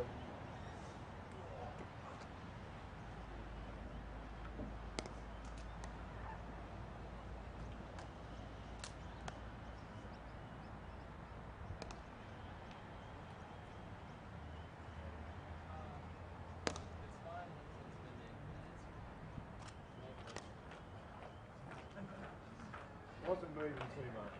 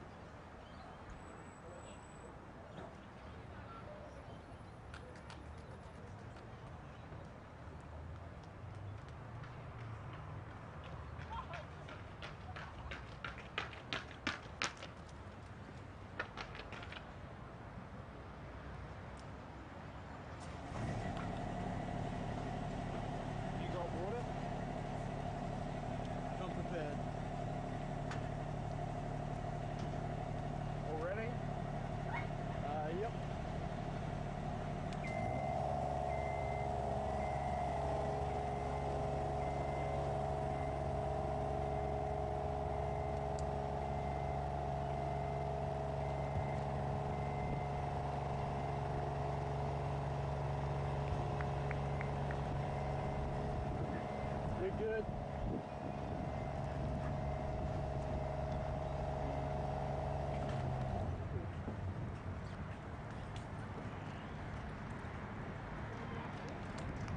Okay. Now that's good. The match carried on over for the second innings of the T20 Grand Final. Statewide Premier League T20 Grand Final. 126 on the board, hosted by the Southern Stingrays. The undefeated Kensington Browns for the entire year are now going to be out in the middle to see if they can chase it down. Well, the pressure was on the Stingrays before the game started, coming up against this undefeated side. Well, now they've reversed it and they've put a score on the board. There's going to have a few of these this Kensington side looking around to make sure things don't get out of hand. The way the season's gone for them so far, they should be able to get the runs. But different things happen in Grand Finals. There's pressure where there wasn't pressure before. On behalf of the Adelaide Livestream team, Adrian Pickles here, bringing you all the coverage. Paul Bonds, Sam Tugwell in the truck doing all the production work. Alongside me, Daniel Frangos, and the boys on the cameras. Away we go.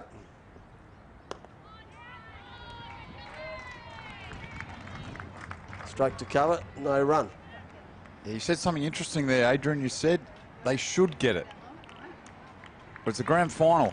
There's 127 needed off 120 balls, 119 now. If this was a normal round game, they should get it, and they probably would get it. But it's pressure can do things in big games, especially when you're undefeated. The fielder down there at third man for Wilson, who does get them through at a fair clip. He's got beautiful action. I've actually played in a cricket team. We won every single game. Old Ignatians, actually, about 10 years ago, won every single game in the minor round. And it was a knockout semi-final and we lost. Played the fourth team. We were top. So these things do happen. I've been on the other side of it too, knocking off an unbeaten side in a final too. So it does happen. The players can seize up. The pressure can get to them. And you've got to say, I reckon Southern Districts can go out and almost enjoy this. Wilson here, steaming in. They're the underdogs.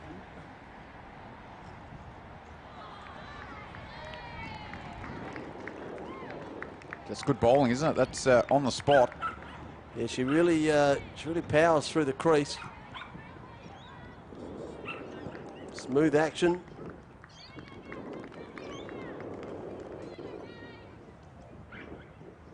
Been a good start from her so far. One gets away from her just after giving her a wrap. Always the way. Commentator's curse. Shouldn't have said a thing. But just speaking about that total, Southern Districts making 126. We spoke a lot about that 120 target. And, well, they got more than that. They got 126. Clips into the pads. Short fine, no run.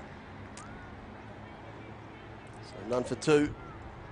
I can tell you, Pickles, in the minor round, just having a look at the stats there, that Southern Districts, you wouldn't believe it, made 9 for 45 in the first game against Kensington, when Kensington absolutely destroyed them. That one form blasted back down the pitch.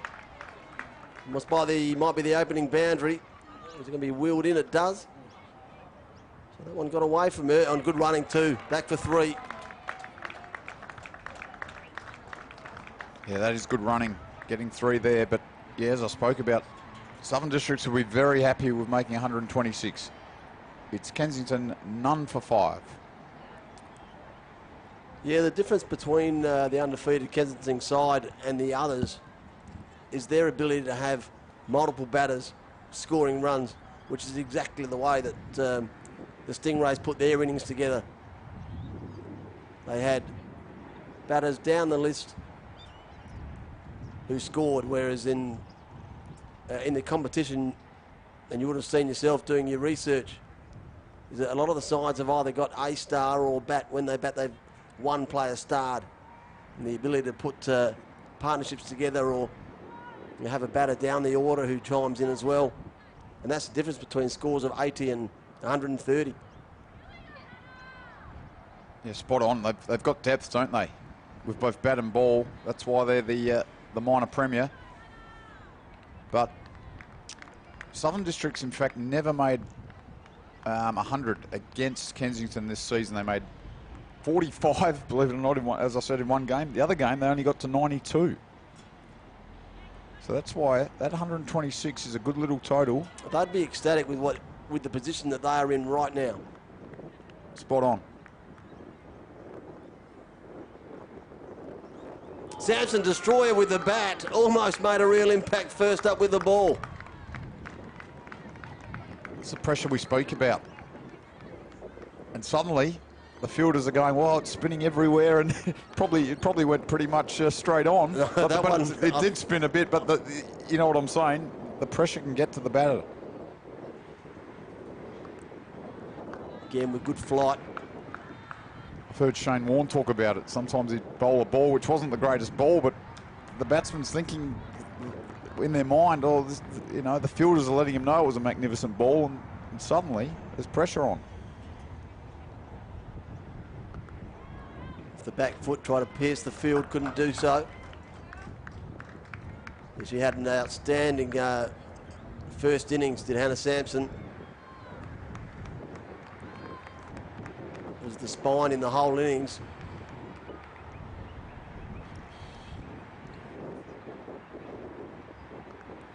So opening the bat, opening the bowl, closing in on a maiden here.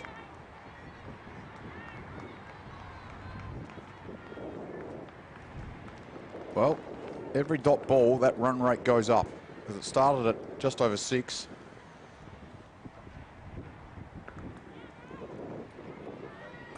McKinnon slapped square, but field pretty well set. Yeah, the two stars of that first innings out there in the moment. Eliza Doddridge at the non-strikers end. Hannah Sampson, who does close out her first one with a maiden. It's the second over gone in the statewide Super Premier Cricket T20 Grand Final. Kensington in their chase of Southern Districts 126, a none for 5.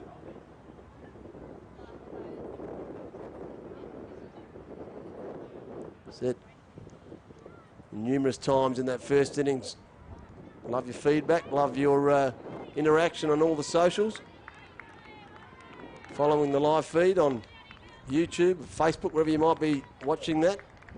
And also via the Twitter handle, get involved at Adelaide live stream. Things starting to tighten up in the middle at the moment for Kensington. Yeah, as you've spoken about, Southern Districts are happy with this total. They know in a big final, anything above 6 and over can be tough. And Kensington, the hot favourites. That one's gone up and it's gone over. Second time she's got full Wilson. And both times she's been hit back down the ground. And when she errs full. Well, she can do it all, Doddridge. 3 for 6 off 4 overs. Has come out and opened the batting. Just hit one over the bowler's head. She's everywhere. In fact, she's even in front of us. There's a girl wearing a Doddridge Brown's top. Again, full from Wilson. Everywhere we look, we see Doddridge. Needs to pull her length back here.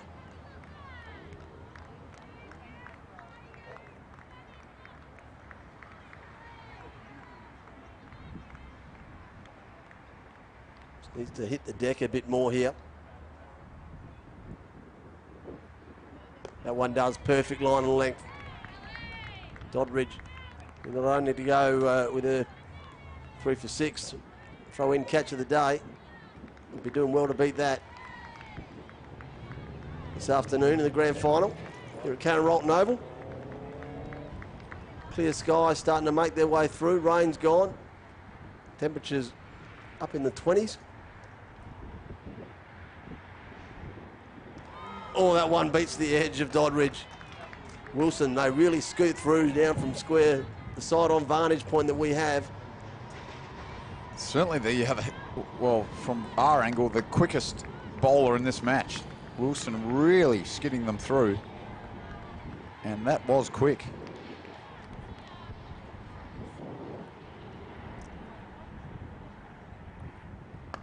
Full again, Doddridge. He compactly pushes it to mid-off. Ends the over. Another good one. Done for 7, Kensington. Yeah, probably worth maybe having a slip in for Wilson to see if he can grab the early wicket. But you'd need to have her, with her length, pulled a fair way back.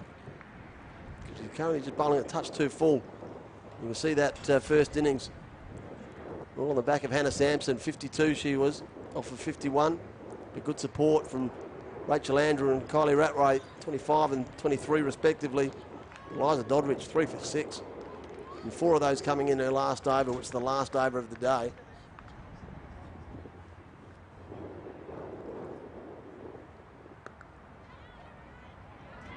Still Hannah Sampson, no blemishes on the record. They can't do anything. You're spot on. The 2 stars of this match are out there at the moment. Sampson, of course, making the top score and now hasn't conceded a run. And Doddridge, of course, out there as well.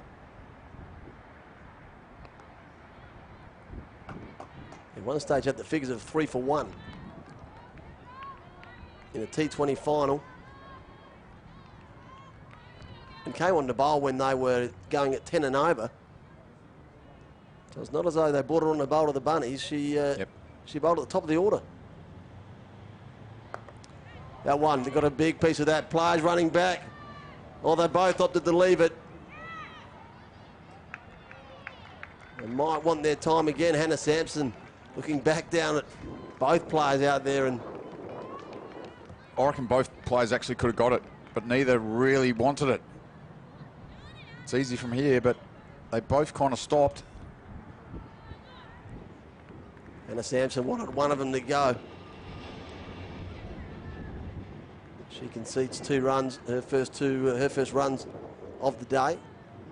Yeah, just needed some conviction in the running of either of those 2 fielders. Take it on, I'm going to have a crack at it. Sampson again throws it up. Played in the air, but cover set back pretty deep. Every dot ball, that run rate's going up. That one skied back over mid-off. Has it got over the top? It hasn't. Oh, that's a good catch. Back over her head. All is forgiven. It's a magnificent catch. Well, that was almost in the same spot as the other one. And catches win matches. It's a grand final. You drop those. Sometimes the game can be on the line. So these are big moments in a big game. Tough to take those. Once they go over your eye line and you catch them back over your shoulder. She never looked like dropping it. So Hannah Sampson to go with her 50-odd. She now takes the opening wicket of the match. And I know we harped on that 120 target, and they got there, didn't they? 126. But what that does from ball 1, the run rate is 6 and over from ball 1 and going up with every dot ball. If they only made 90 or, you know, this would be not a bad start from Kensington. They wouldn't be too fussed. But when that score from ball 1 is already over 6 and over, now heading towards 7 and over, suddenly, in the blinking of an eye, that run rate can just slowly go up, can't it? So, and considering that at this time in the Sun Districts innings, we'll wait. Sampson concedes 1 to Shield, third man, ends her over, a successful one. Kensington 1 for 10 at the end of the fourth. They were going at 10 and over at this stage. They lost a couple of wickets here, of course. They lost probably 3 in 3 overs, and that wound them back a fair bit. But then that partnership came on after that one. We'll see this wicket here again.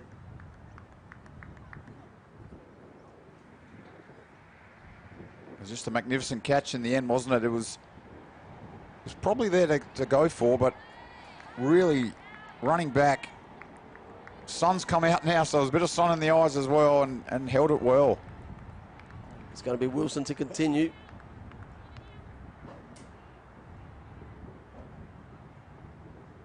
That one's full. Muffled shout for an LB from square leg. Whenever you're the only one going up at square leg, it's probably a fair indication that it's not that close. Oh.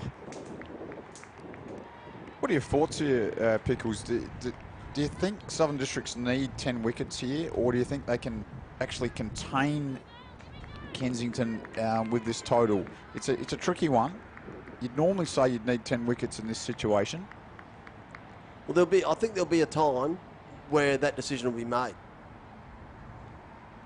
That one short and pulled away and pulled beautifully. Well, got it almost in front of square, but she played that delightfully to Church. Just rocked back onto the wrong foot. Oh. Let it come to her, and she hit it sweet. Well, it's the city of churches, and Church goes to 4 off 1, and bright sunshine now out here. This is magnificent conditions.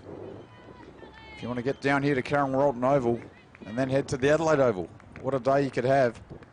Interested to see what the answer is here from Wilson. It's short, of course. It's going to be short. Dropped at point, and it's going to race away back-to-back boundaries. Well, she answered like a fast bowler. Geez, it was fizzing at point. Catch him or wear him. Well, it might be harsh to say it, but in a grand final, you got to take him. It's hard. I know it's hard, I know it's tough, but sometimes those things can be the difference. Church has come out and she's set this place alight. On the down leg side, she'll get off strike, so 9 in 3 balls. Relieves any sort of pressure that was starting to build. That's tough on the bowler, isn't it? I mean, it was a tough chance as well, but not only was it dropped, but it went for 4. Well, that shows you how fast and that was going and how well that was hit.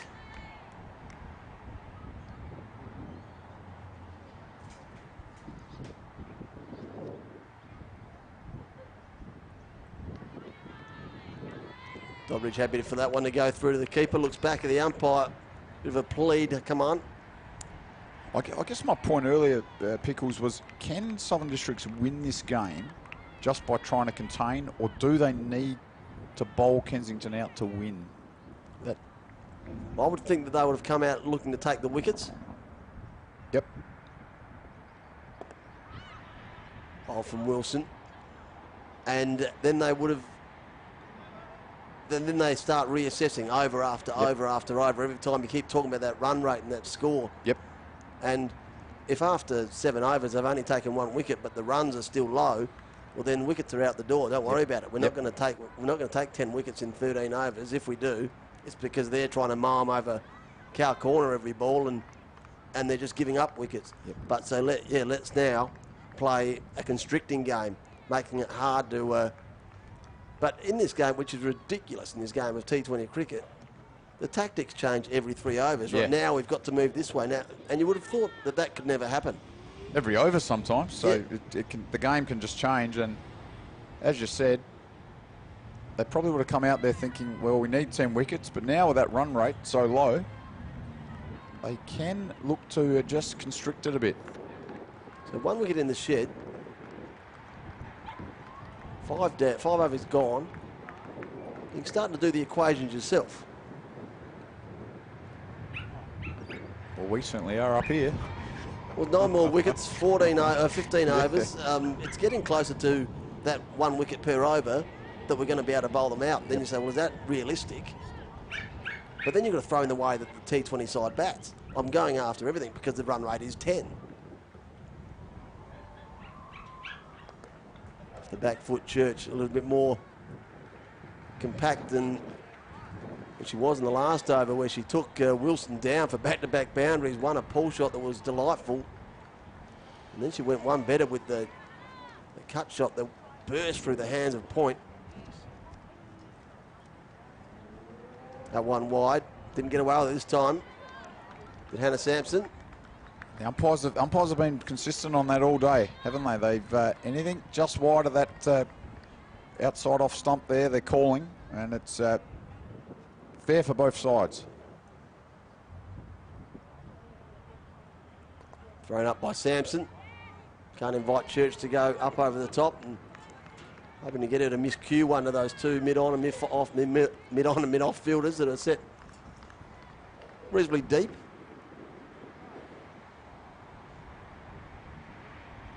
Church trying to play that cut shot again, but get the desired result. So Hannah Sampson to go with her 50. She's now 1 for 4 off, closing in off 3. Anything Doddridge can do, she's saying, I can do better. That's right now they're vying for player of the match. This time Church gets a good piece of it, but they've got one out there. It's another one gone. Well, she started in a blaze of glory, did Church. Pull shots, cut shots. That one was a miscued. Mow down to mid-wicket, and Hannah Sampson adds a wicket to her 50. And this is good stuff. This is a good game here. This is what you expect in a grand final, and a good catch. A tricky one earlier that went for 4, but that is well done to take that catch and really put Kensington under pressure here for the first time, you've got to say, this season. They've gone through undefeated. They did have one tie, of course. It was a tie with West Torrens, but that was in a meaningless game. Kensington had already secured the minor premiership, and it didn't actually mean anything in the end because it was the last minor round game. Might get another look at that catch if we can. It was, she did not have to move. Brilliantly caught by the camera crew here at a live stream.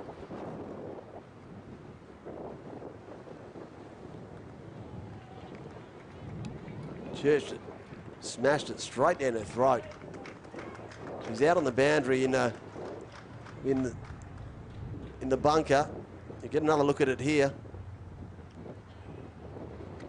Got a fair piece of it, but did not move. Straight, officially down her throat. It was at mouth height. So what are they saying here, these Kensington batters? They know the run rate is going up every over. They know they don't want to lose wickets either, so it's a bit of a tricky one now. They've got to keep that scoreboard ticking over. Sarah Lowe, the gun all-rounder in the Kensington side, didn't have a great day with the ball. Can she make up for it with the bat? Yeah, certainly plenty of experience out in the middle now with Sarah Lowe there. And Eliza Doddridge, well, everything she touches turns to gold at the moment, so don't be surprised that if she pulls off some magic work here.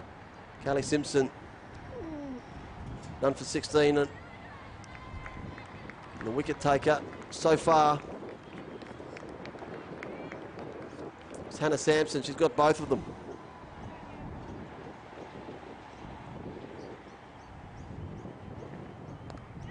Oh, slash through Point, diving. Sarah Lowe gets off the mark with a boundary. That's the way they play. The way Kensington are going to keep going. They've got to keep going. And that was a half chance in the gully there. Just out of reach, but I tell you what, just a fraction lower, pardon the pun, and that would have been taken. They're living life on the edge here, Kensington. One full whipped off her hip from Sarah Lowe. No one out there. Foot race, they turn for 2. Might make it 3 if they get going. Thought about it, but they'll leave it at 2. So Sarah Lowe rockets herself to 6. Just need a little partnership here, just like Southern Districts had. They certainly need these two, Doddridge and Lowe now, to take a bit of responsibility. Get another cut shot through point, but they've got the safety out there. Just the one. That's great stuff from Lowe. 7 off 3. Really just got that run rate back up now above 4 and over. It is about wickets we've spoken about, but it's also about runs. They've got to just keep ticking it over.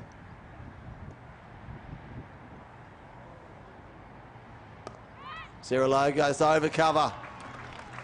Doddridge, in fact. She's that good, she can just change names. Another boundary. Coming thick and fast here at Karen Rolton Oval at the moment. And this is a big over. This is just what Kensington needed. O'Reilly's come on. And that scoreboard now, and that run rate is going up all the time. Full. What about a change in the field? Kelly Wilson has gone out on the rope out there at cover, so that cover region is wide open now.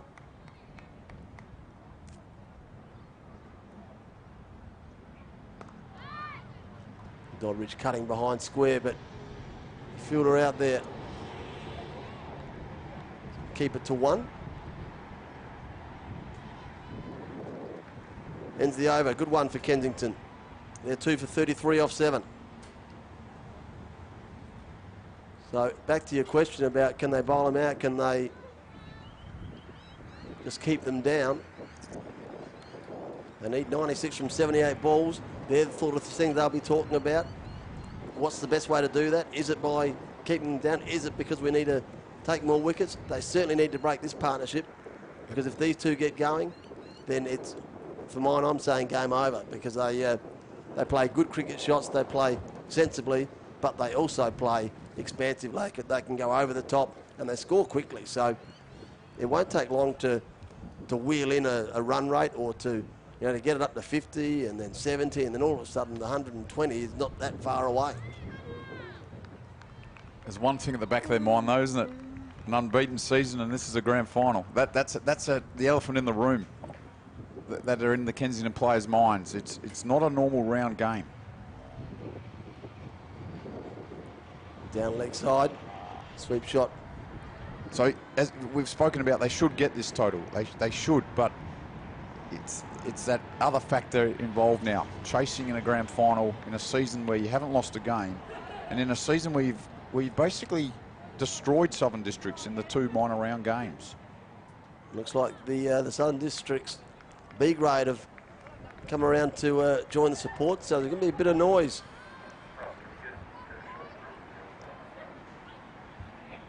In the crowd, so if things start to go the Stingrays' way, you'll certainly know about it. That one through to the keeper. There they are. So they've come from around the back. They've played. We can only assume that they've won their grand final. I think this is just magnificent programming from the SACA and the Statewide Super Premier Cricket to get both grand finals next to each other right here in the CBD precinct. That one swung away and given as LB.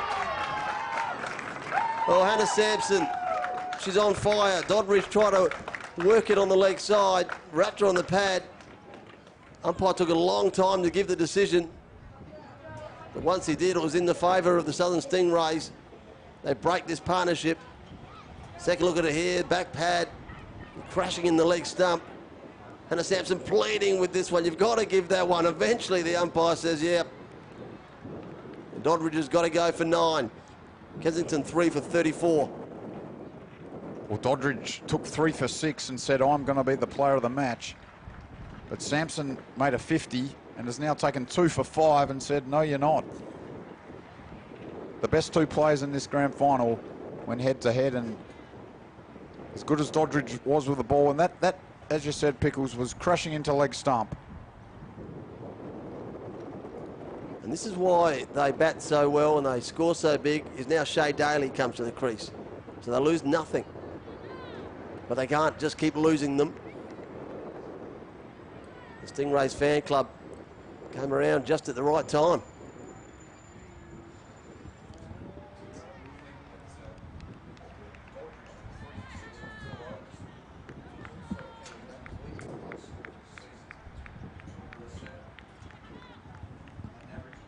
And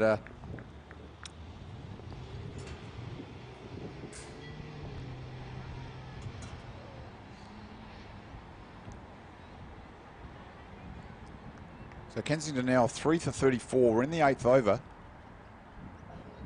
The target, if you've just joined us, is 127. That is the target to win this grand final. If you've just joined us earlier today, Southern Districts made 126 from their allotted 20 overs.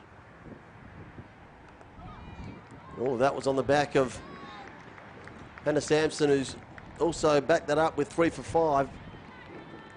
She holed on 50.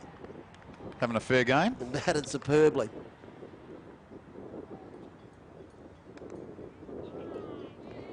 Rounds out her 4th over. Great spell of bowling to go with her effort with the bat. 3 for 5 off 4 overs in a T20 grand final. She can sleep pretty comfortably tonight, saying she's done everything she possibly could to get her side over the line. Have you ever seen that good a game from any one player in any 2020 game, anywhere? Making a 50 and then bowling 4 overs, 3 for 5. And picked up a couple of the, when I say a couple, every one of them has been the top order of this real dominant Kensington batting lineup, who have made big scores all the way through the year. Doddridge, McKinnon, Church, all gone. All the hands of Sampson. No score bigger than 9. So he hasn't let any of them get going or get on top. Kelly Wilson's going to have a break. Rachel Andrew into the attack. She added some spice to the innings. Some lusty blows. Got herself to 25. Now she takes up the ball. Starts with a wide one. You're all over the extras in that first innings. Yep. So we worth keeping a tally on that. We said it might be a factor. 14 it was. 14, and that included 13 wides. So if Kensington don't get up here, they'll rue those wides that they conceded. 14 extras they conceded.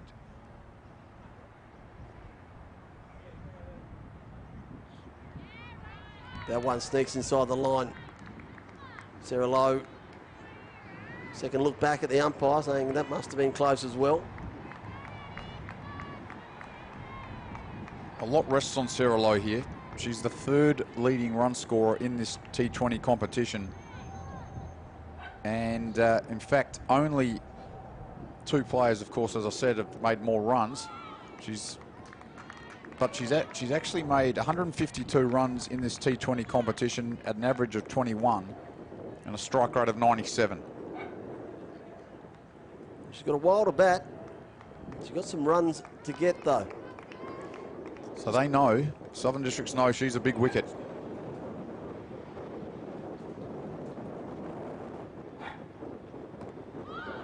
Half a shout. Let's get through for a single. Sarah Lowe saw something she liked there. Wanted to go long and deep. Back over the bowler's head. So she's certainly not going to bat as though she's going to work them away around and just maintain momentum in the innings. That shot was an indication that I'm just going to go big. I just have to keep going. Because runs are now a factor. Played square. Can't beat that pretty jam-packed field. And balls left is now a factor, isn't it? We keep speaking about it, but that target that they got just put the pressure on from ball 1. Run rate required is moving up all the time at the moment. Well bowled, well played. And as you can see on the graphics there, Magnificent live stream here, the Statewide Super Premier Cricket Adelaide live stream, and you can see It's a long name, isn't it? It is, yeah. It was a long name, and haven't even got to what they needed yet, but 93 off 67. So that is game in the balance stuff, isn't it? It's going to need a partnership from, if it's not these two, it's the next two, just to wrestle back some momentum in the game, because at the moment it's all going the Stingrays' way.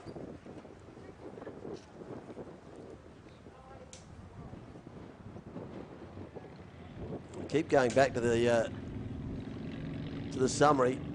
It just shows just how dominant Hannah Sampson has been with the ball. She's taken 3 for 5. Every single wicket to have fallen in this Kensington innings has been at her hands. If you hadn't joined us earlier on, it's great graphics through our new partner Interact Sport would have shown you that she also opened the batting boundary off the first ball, and she went on to make 50. The only reason that they made 126 is they dropped around her early. It's going to be a change in the bowling, and Armstrong's going to come into the attack.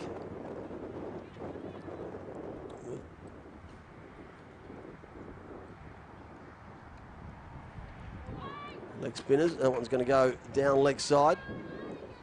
So Sarah Lowe got a few to rip with her offies in that first innings. So generally you would say the leg spinner gets them to grip more than the off spinner.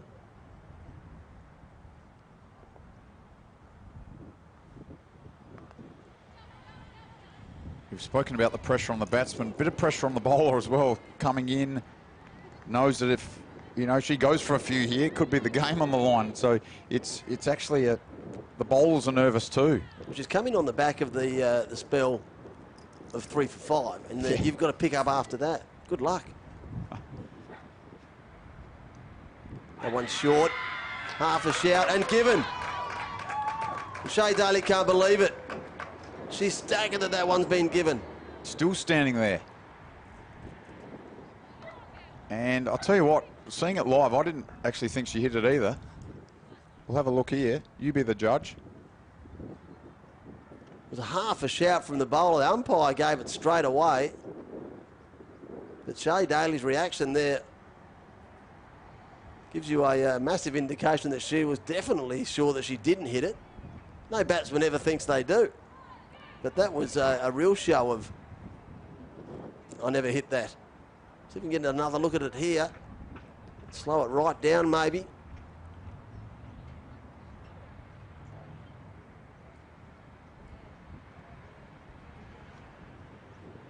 We can't tell because of the white gloves, but well, you don't react like that if you don't hit it. So I reckon, yeah, I reckon got a bit unlucky with that one. Here comes Caelan Pope. Notice the interesting setup on the pads. Not your regulation style type.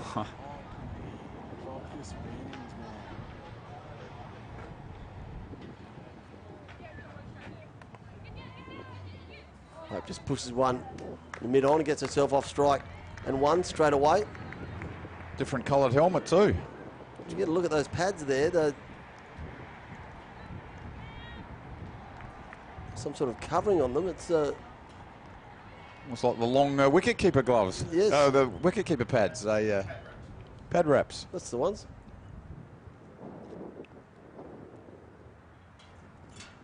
And full swept down the leg side. Chase has gone beyond. We've seen a few go for 4 down there already. Not on this time. A bit of a mixed bag in this over from Armstrong. But one of them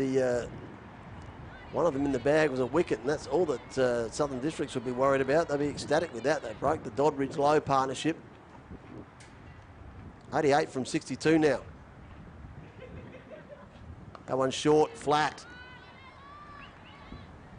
Pulled the mid-wicket. Field well set out there. Gee, it's an important time, isn't it? It's an important time. 88 from 62. Lowe's 12, Pope's 1.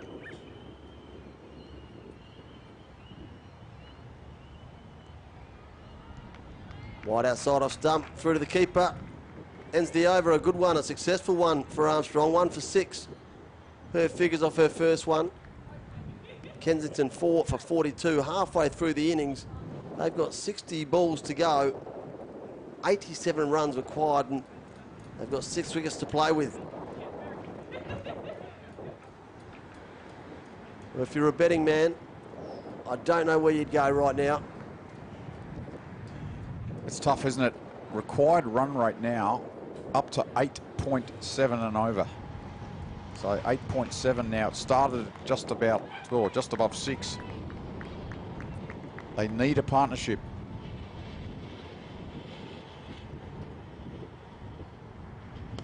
Low crunches one through cover. Wilson's out there on the boundary. Fielding gets it in.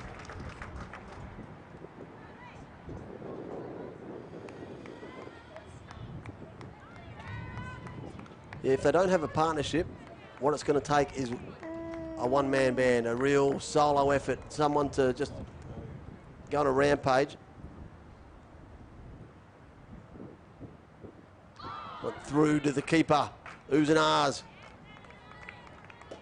Pope just trying to punch it off the back foot. Got a bit big on her. I reckon you spoke about it in the very first over of this match, that it was a good toss to win. A lot of teams would have probably chosen to bowl in these conditions, but Southern District's deciding to bat. Pope this time can't beat that cover field. You spoke about, you know, putting runs on the board in a grand final is a good way to do it, and there's always pressure, isn't there? No matter what the total is, the total could have been 100. There'd still be pressure on Kensington to get whatever total was on the board, certainly when you're chasing in a grand final.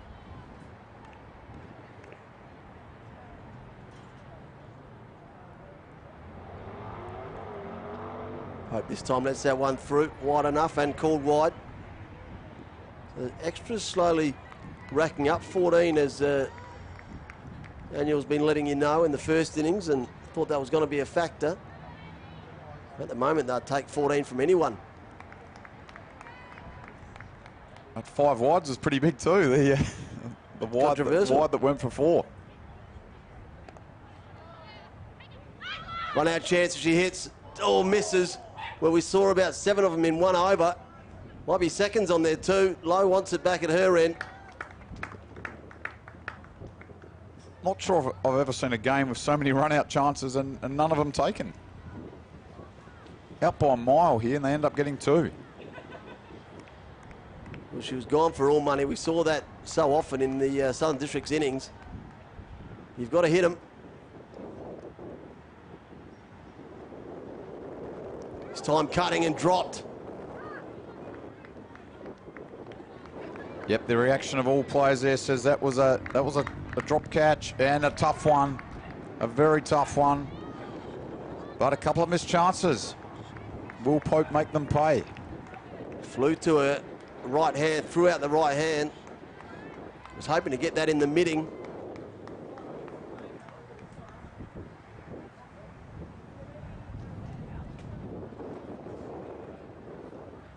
This time down the leg side. Another one to the score. So Pope doing some damage without actually turning the score over at her side.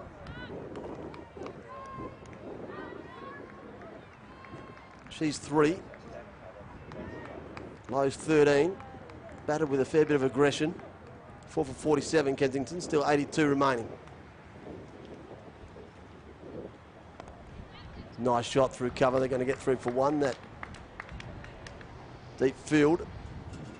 Happy to give up the 1 out there. 81 from 54 means they can afford to give up a single here or there. The longer they go without Kensington having a bit of a boundary session as far as overs go, the better for them. That's the game as we see it at the moment. 628 they made on the back of Hannah Sampson, Rachel Andrew, the cameo, and Kylie Rattray as well. Eliza Doddridge 3 for 6. Insane figures off her 4. Sarah Lowe in this Kensington innings, the best with the bat with 13. It's all been about the bowlers. That one's fallen, smashed back down the ground. We'll get through for 1. I like the tactics here from Southern Districts. Sampson was on fire early with the ball here, and they bowled her out. They didn't wait for her to bowl, say, the 20th over or the 18th. They've actually bowled her out to make the run rate higher, which is a really good tactic. One cut might be a chance for a run on the misfield, it is. Sarah Lowe thought about coming back for the second. Keep your eye on Sarah Lowe in her little innings. She looks to be putting a lot of pressure on the fielding side as far as her running goes. She wants to turn for 2. She wants to steal a 1. If she can get the other player to join in. Down leg side from Pope. Might get away with that one. No. They've been consistent on that all match, haven't they, the umpires? Anything just even an inch down leg side is called a wide, and anything just a bit wide of the off stump is called a wide too. So both sides it's been umpired fairly and consistently. It's short, but can't beat the fielder there at cover. He's gone down, holding a knee. I think that's Andrew. Well, that's not a good look. Unbelievable. That was just an innocuous bit of fielding, and we just hope that's not a serious knee injury. The players who have come to her straight away, and they've looked straight over to the bench, which is normally an indication that something's gone wrong.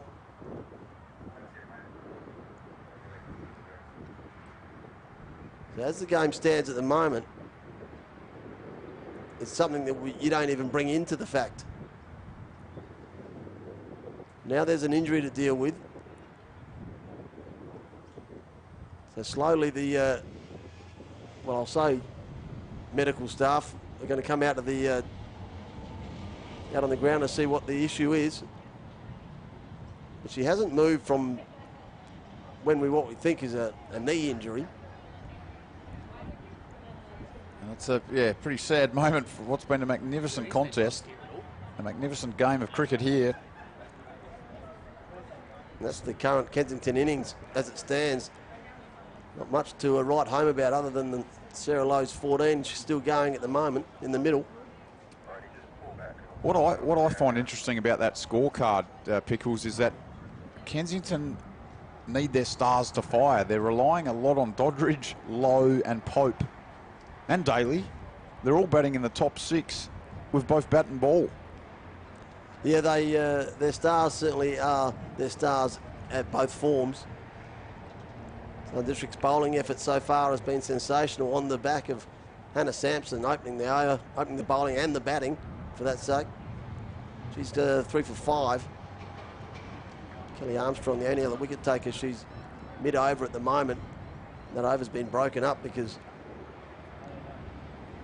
Rachel Andrew looks to have certainly injured herself during her, it was a regulation piece of fielding. So where we stand right now, Kensington need 78 from 51 balls, and they've got 6 wickets in hand. So, well, it's pretty evenly poised. Kensington, if you're new to this competition, are the minor premiers, undefeated this season from their 8 games. They've had 7 wins and 1 tie. Southern Districts were the second-ranked team with 5 wins and 3 losses. And those 3 losses, 2 of those 3 losses were pretty poor efforts against Kensington. Kensington won quite comfortably in both the games between the 2 sides this season. Yeah, well, they beat the lot. They beat the field, Kensington. But it counts for not too much. In the grand final, you don't get given any points, any runs.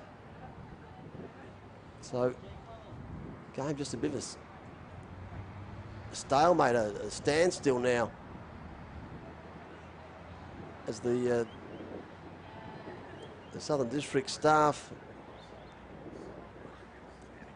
out on the oval around Rachel Andrew. And we've also got the team who are huddled together, and as much as I'd be thinking of Rachel Andrew and hope she's all right, there's another chance for them to get together and talk tactics and talk about how do we finish this thing off. We've got ourselves into a good position here.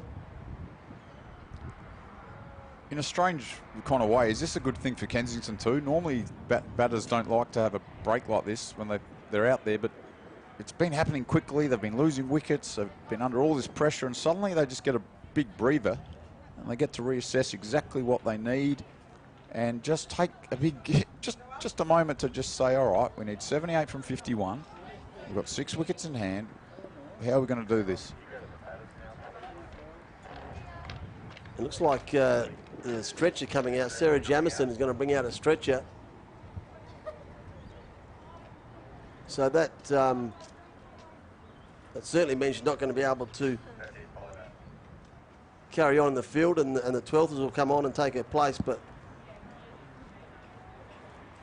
it's a great show of support from the Kensington side. Sarah Jamieson bring the stretcher out for them.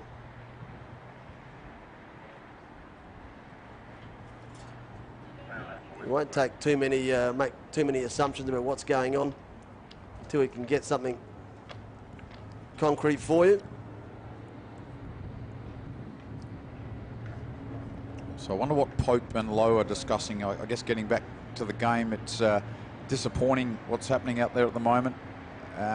But Pope and Lowe, I'm wondering if they're saying, well, we've got to start going now. Because I think you had it on the money in your previous statement, is that you don't normally get that sort of time to analyse. You get it's a matter of seconds in between overs, which is normally, and depending on what's happened on the last ball, you might have, run a hard run free, so you're still puffing, so it's not too much of a conversation. Well, now they've got a real chance to say, okay, well, I'll do this for a bit, you do that. 78-51, well, if we can do this, there's some of the Saka hierarchy we're going to now go out onto the field, and they'll probably help assist with helping her off the ground. But yeah, they'll get to work out, well, this is where we need to be at it's 11.3 overs, you can see there. All right, at 13, this is where we need to be, and then at 15, that's really nut it out. You normally don't get that in a 20 game. It's normally happening so quick, and there's no time to analyse what's going on, and before you know it, you've lost the game. And that's how it was looking for Kensington. This might be just that moment where they can, well, they are reassessing everything. So they've now decided to walk the stretcher off with no one on it. Sarah Lowe and Rachel Pope probably starting to say, look, we've been out here long enough now. Not much is happening at the moment. No, well, at some stage I don't know that she can continue. This is whether or not she can get off the ground, but they've walked off without her on the stretcher. And it was just a freak incident, wasn't it? Just tried to pick up the ball and basically slipped over, so it was... But the instant her teammate ran over there and saw it, she made the instant indication to the bench that something's not quite right.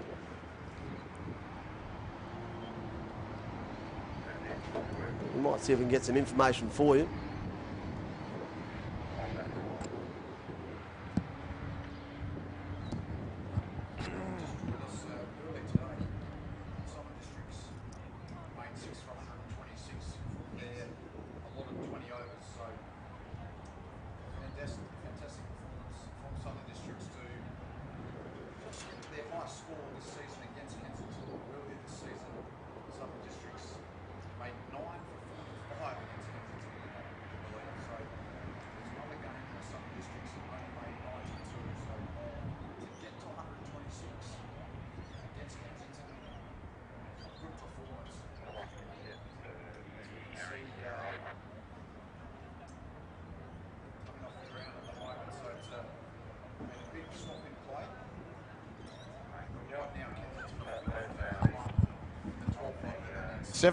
78 from 51 balls, with Lowe 14 from 11, Pope's 5 from 9, and Armstrong's the bowler at the moment, has taken 1 for 9 from her 9 balls. Starting to flex it there, so maybe there's a fair piece of her that doesn't want to come off. And you wouldn't want to in a grand final, but she would know that she really can't stay out there.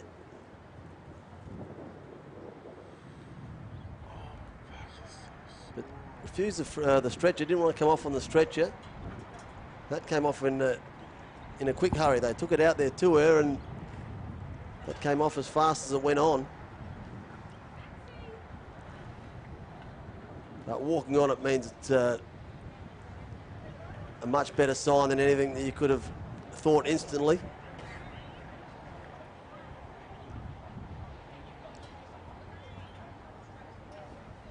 Well, what's interesting is that both teams are in the grand final.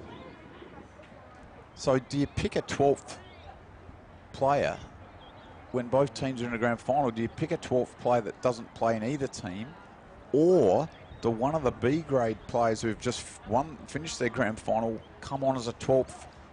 Yeah, that's an interesting one, isn't it? Would they just be a sub-fielder? I would have thought anyone would just, in the Kensington kit, can come on and sub-field. You see it at test matches where a guy from grade cricket's fielding for Australia. So one of the... I reckon one of the Southern Districts players who just won the B grade flag on the oval behind us will probably come on now as the 12th, as a 12th fielder. That may be what's happening, which is actually quite lucky. They're in the same uniform. They've got the uniform ready to go. They've got everything ready. Unless they had a 23rd player who just missed out on the B grade team, who was a floating 12th for both teams. So that may have been the case. They might have had a player ready to go, a 23rd and a 24th player who was ready to actually field for both teams. There's some sort of indication of how long we've had to be talking. Yes. Because we've come up with the fact that they might have picked a 24th player in case someone got injured. Who's not good enough to make their first or their second side, but we're gonna play you in the first side. So that's well, it's been a long break, hasn't it? It's been a long break, but looks like things might be getting back to normality. We'll switch back on as the. I reckon the break's actually been longer than the half-time break. There you go. So out in the middle now, Pope and also Sarah Lowe. Twitter feed's gone nuts. Leith Jarowski let me know that the name of the side is Southern Stingrays, not the Stingrays, the Southern Districts. Better make sure I read that back right. We're not Southern Districts, we're districts.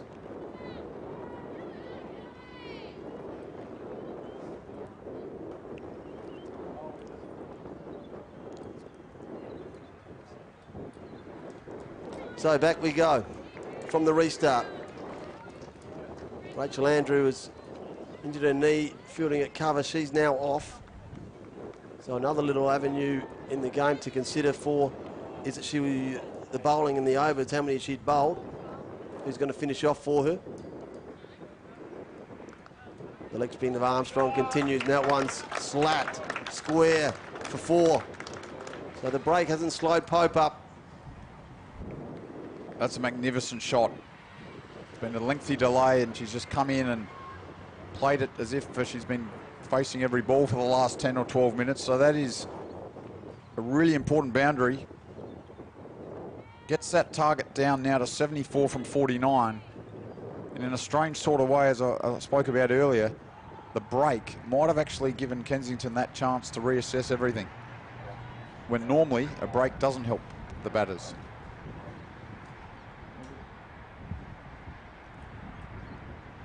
On the leg side. And what that shot would have done, that boundary, that would have switched the Stingrays on straight away. All the thoughts would have just been, oh, it's going back on. We can't dwell on anything here.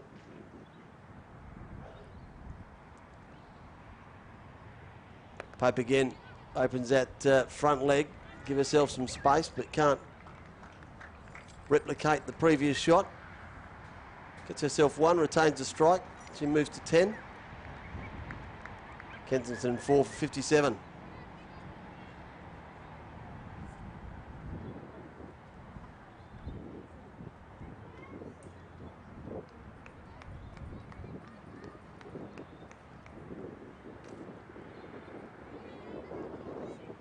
So that run rate now is exactly 9 and over. 72 from 8 overs. Exactly 9 and over required now, which is still a challenging target here for Kensington. They've only made 4 for 57 off their 12. They now have to get 72 from just 8 overs. So they've left a little bit to do here. Yeah, have they got some of them of the hitting power that Southern Districts had? Hannah Sampson was hitting at this stage. Rachel Andrew was hitting at this stage. Rattray was hitting at this stage. Have they got that sort of hitting power? They need a big over, don't they? They need an over where they get about 15 or 16 off it. That's what they need. They need a big over and really get that required run rate down. As we've spoken about it, it is 9 and over. Off the back foot, pushing the cover, scooting down the other end. And I don't know that it's going to be Pope's go. It's probably going to be Sarah Lowe's going to have to do the hitting. Pope is going to have to make sure she just rotates the strike. The field's going to be spread. Plenty of singles there for her. Sarah Lowe's just have to pick her spot. Just looking at their season strike rates, they're both about 98, 99. So that's where they are. Lowe lost 1 to mid-off, get through for 1. So that field at the moment, third man on the rope, then a point, covers on the rope, extra cover mid-off, mid-on's deep square on the boundary. Another one down leg side, it's going to be called a wide, they're going to get through for an extra.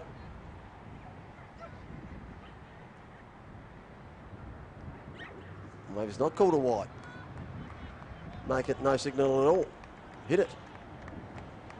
Wouldn't mind seeing that again. The boys in the truck have said no. No replays. Kennedy, but this one from low is high and long. Got to check just inside the rope and sit there. She gets back for 2. Low hitting it high there. So 15 from 12, 17 from 13 in fact now. And you sense Low has got to go high for them to win. She fancies her chances here against Kennedy.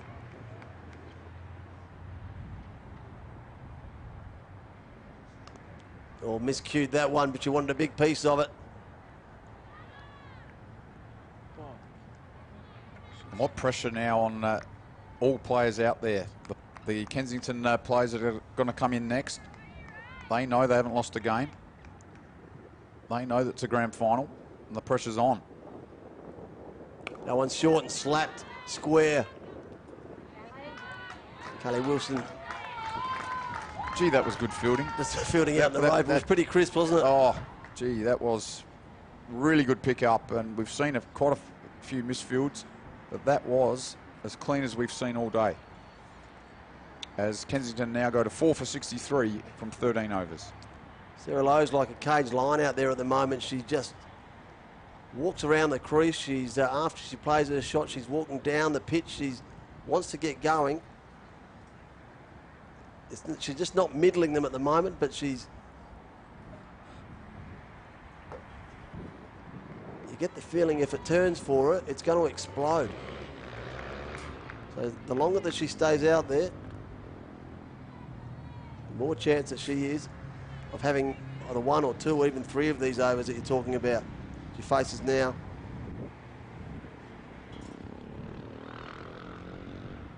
Swings across the line. Then reassesses the shot she should have played. Unlucky not to clip off stump either. Tell you what, that, as you said, just missed off stump. And that required run rate now, 9.66. That's becoming a big factor here. This one's full jam down. Get through for one. We might see a replica of the Southern District's innings where they need 10 and over for the last three. Yep. Which is the way that they started. Yep. Hope that one squeezes out as well. It's been a good good effort here from Armstrong. Look at that.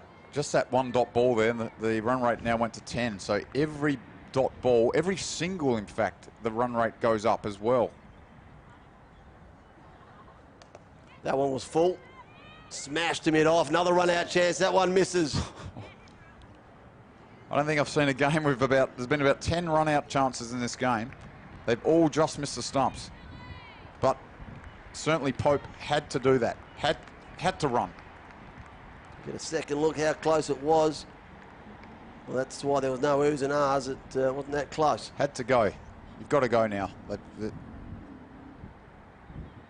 Down the track, got through her too. Just come out of the keeper's glove. She smashes herself on her helmet. Sarah Lowe. Oh, gee. There's chances every ball here. Run out, then a stumping chance. What a spell this is from Armstrong. 1 for 17 in her third over.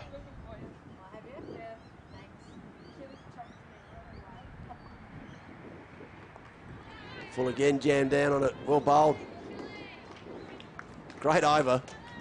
Right when they needed it. To make sure that Kensington couldn't wrestle any momentum back. A real tight one from the leg spinner. Run rate up and over 10. They've got 6 overs to go. There's that stumping again. If you hang on to this footage, you might see Sarah Lowe smash herself on her helmet in frustration. What are you doing? It's incredible, isn't it? You know, 128. Southern District scored, and it becomes like a 150 score in a grand final, doesn't it? And that's how important it was to bat first and put those runs on the board. And now, as we've spoken about, that run rate going up every over now. It's now 64 from 36 balls. Again, push to cover. No, just through for the one. Singles aren't enough, are they? So even a single or a dot ball, the run rate required continues to go up. It's almost getting to 2 a ball now. And as get back to it.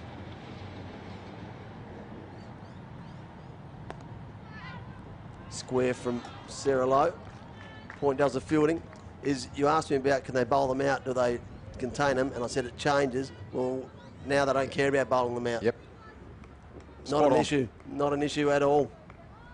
Because every dot ball, every single's enough for the Stingrays here. Gives her another shot at it, but she can't beat point again. Run out chance, the bowler's in, doesn't hit. Well, I should stop getting excited about it because it just doesn't seem like it's going to happen. I think there's a magnet on the stumps, and the ball's just being deflected every time. There's something around the stumps that just making it not hit because no ball has hit the stumps. Low again off the back foot, pushes to mid-off. Cover, does the fielding. Another one. So she's doing the right thing. She's rotating the strike. Sarah Lowe, who needs to play the hitting role, just can't quite get it going at the moment, but a lot of that's due to the bowling of this Southern District side. Just giving nothing away. That one skied out towards mid-wicket. Couple of bounces. And he just got outside the circle. Looked like she got a better piece of that. Gets back for 2. She's 22 off 22. Geez, they need some boundaries here. They certainly need a 4 here off this last ball of this over. They need a 4 or 6 really to get that run rate back down. Lowe steps back, cuts hard, but good piece of work at point. parried it down, kept it to 1. Otherwise, that was 4. That was definitely 4. That was going. And that saved 3 runs. That's the type of stuff you got to do in big games. It's 4 for 71.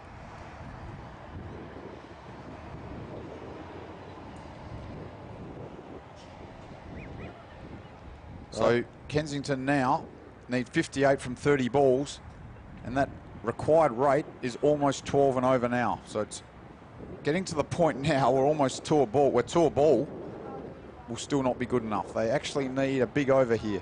We've spoken about it. Armstrong's bowled well, but they've got to risk losing the game now to win it. Yeah, well, it doesn't matter how far you come second, we said earlier. Yep. Second. They've got to risk losing to win it now. They've got to go here. Full. Swing across the line. Cerullo just gets the 1, probably. Gee, disappointing result, wasn't it? A full Got away toss. with that, yes. Not happy. As I said, she's like a caged lion. She's getting some balls that she can hit. It's just not going her way.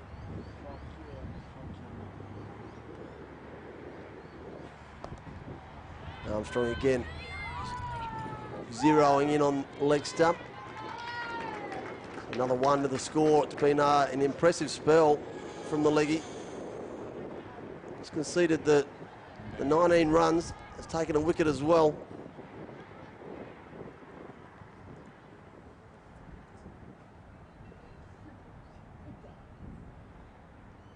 False start. It's just good. It's a really good performance here from the Stingrays. They seem to have their best fieldsman on the boundary rope at the moment.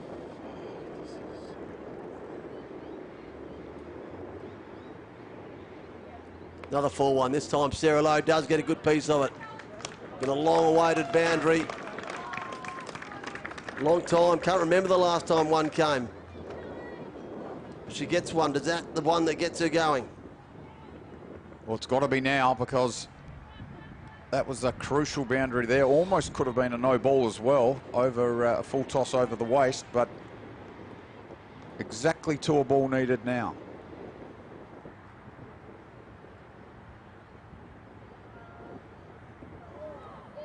Well, that one just gone through the keeper. Lowe dropped her head, wasn't sure what happened. Got called through. Buys is the signal. A big swing at it. Lost her balance, lost her shape. Pope called her through for the single, and off they went. This time Pope lays back, plays that cut shot through cover. Been her favourite scoring region. She's going to get 2 for it. That was a good 2, wasn't it? That was important. Like, I thought initially that was only going to be a single. I thought she'd hit it straight to the fielder, but they scampered back for 2. So 49 now from 25.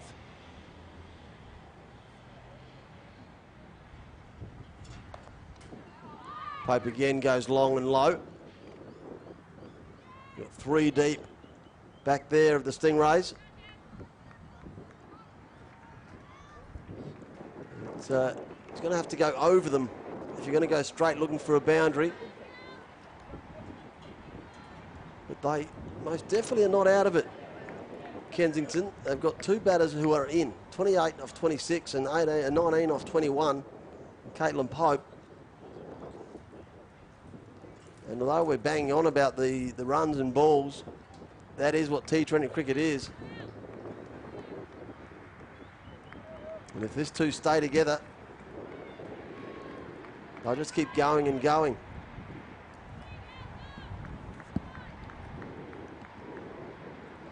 Kennedy into the attack again.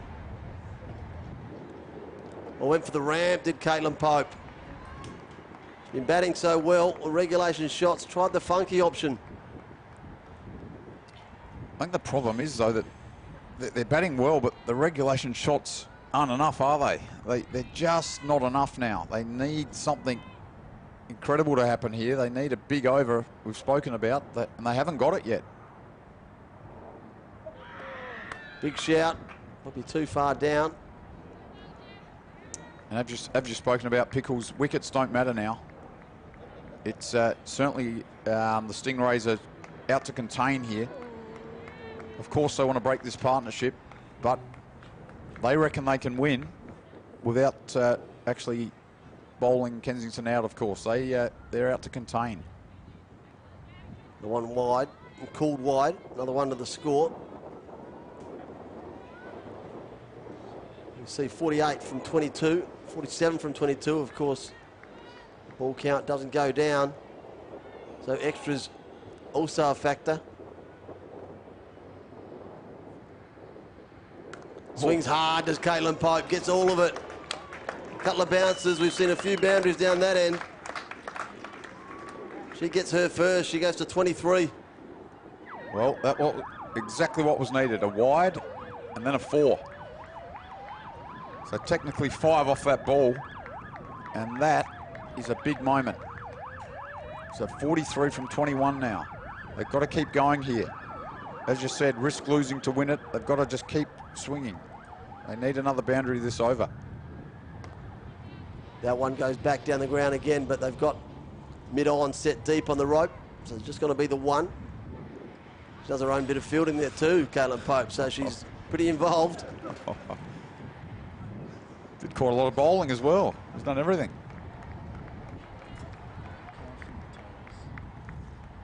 And of course, so did Sarah Lowe.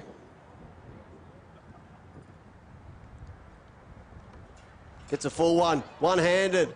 Over to fine leg, is it going to be able to roll away? Keeper's chasing it, fine leg's going around there. It's got no legs, won't get there. So they've turned for... Caitlin Pope's down there for 3 already. She's a little whippet. Sarah Lowe might run 4 here. Gee, that was that just held up, didn't it? Well, every other bowler's raced away. She didn't get that much on it. She ended up playing it one-handed. Pope, who was through the in between the wickets at a rate of knots. It's been a good over for Kensington, but they've got to keep going. That's the problem. They've got to go again.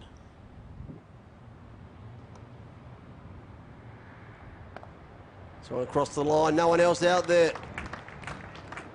Not going to hit the boundary. No, it doesn't. Well fielded right on the rope. They get back for 2, going to go for 3. Good running. That was a big over. They needed it. She's injected herself on this innings. Late here is Caitlin Pope. Gets themselves up to 93. Just about see at 93, you can see the 128. It's close. You're close to it now. They've only got 3 overs to go. Tell you what, we spoke about the 14 extras and the 13 wides that Kensington conceded. We did say that could be important in a, I guess, a low-scoring type game, and it certainly is.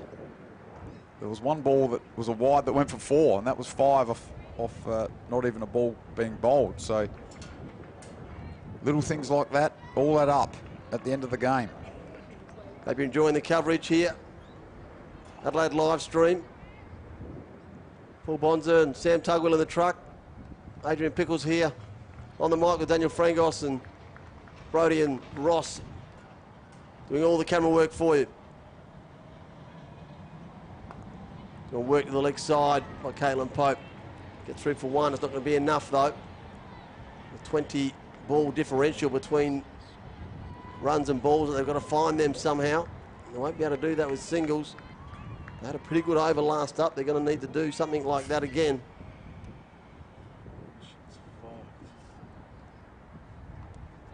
Sarah Lowe swings as she has for this whole inning, swings hard. It hasn't been able to get it going her way. She's up to, she's 32 off 28, and it's probably been the most frustrating 32 she's ever made. I mean, they're both, very good innings, but they've got to somehow try to up the ante here. Pope crunches that one. Fielder out there at square. Getting back, might have taken the barrels off just in time and given it. Run out, Sarah Lowe. Well, there's been about 14 attempts. Finally, there's a run out. Sarah Lowe can't believe it. thrust her head back in anguish after the decision was made. Good bit of work out in the field. And O'Reilly was calm behind the stumps, just took the bails off. You get a real good look at it here. Paul Bonser doing some of his very best work. And that's a fantastic decision. Umpire, take your hat off. Just had the bat in the air, just maybe plonked it down just before the crease. Tell you what, though, it was pretty close to call live with no third umpire. Obviously, there is no third umpire here, but sometimes the batter does get the benefit in those. There's no close rule. No, but I tell you what. This bat come down, as far as I see it, right in front of the line, just as O'Reilly takes the bails off.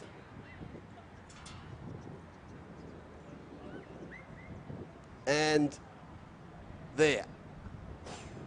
Hell. Oh, I tell you what. Pope, that one skews over the top of point.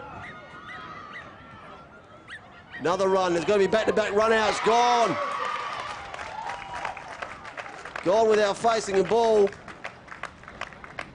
That's what happens in grand finals. We've spoken about it, but it's not a normal game. It's not a regular season game. And the pressure of chasing has got to Kensington here. You've got to say. It was pretty close, or not pretty close. It was the closest margin of all time. The last one, not this one. Both batters at the same end. Never looks good. You can see him here, top of your screen. By the time she turned around and went back, it was cooked. It was Ferris. Manning now comes in.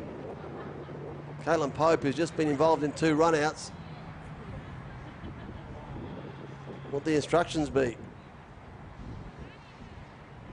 Well, as you said earlier, Pickles, there's no prizes for coming how close you lose a grand final by, is there? There's no net run rate to get up or anything like that, so they've got to just have a go. They've got to have a hit here. That's it. Swings hard, swings high. It's going to be caught. Yep. Oh, they've taken 3 in a row, the Stingrays. It's a team hat-trick.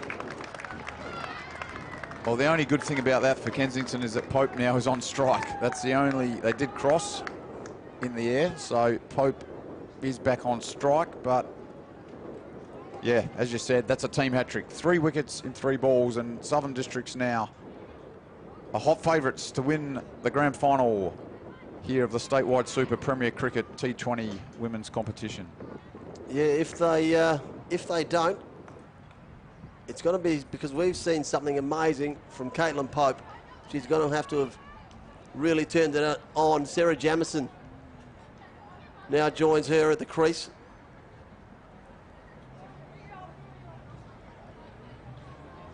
Caitlin Pope out there, runner ball 29. O'Reilly is probably the most eventful over of her life. She bowled 4 balls, there's been 3 wickets. She's taken the bars off in one and taken a genuine wicket in the other. Pope goes down the ground. They're going to be happy with one. No, they're going to come back for a second one. Oh, another big shout. This one's called not out. Gives us a chance to get a breath in the box as far as run-outs are concerned. Ends the over. An amazing one for the Stingrays.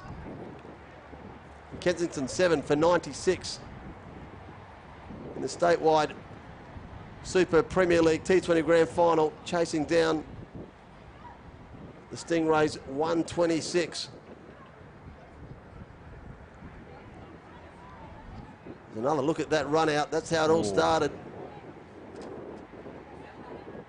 And then the very next ball, confusion reigned at the bowler's end. That was a run out at the keeper's end. Then the next ball after that, Manning miscued one at back of point. It's 3 balls and 3 wickets.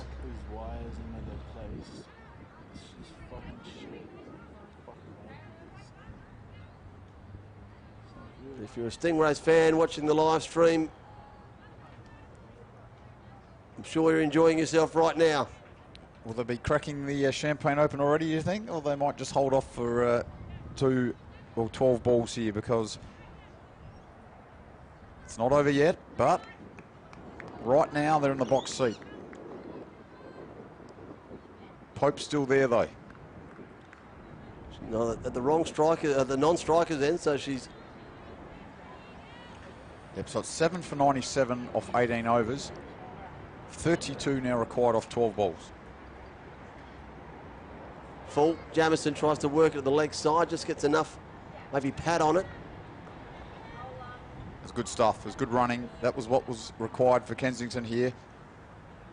Got to get Pope on strike, and you've got to say the game really is on her bat. 31 from 11. It can be done, but when you're 7 for 98, chasing 129, it's pretty tough.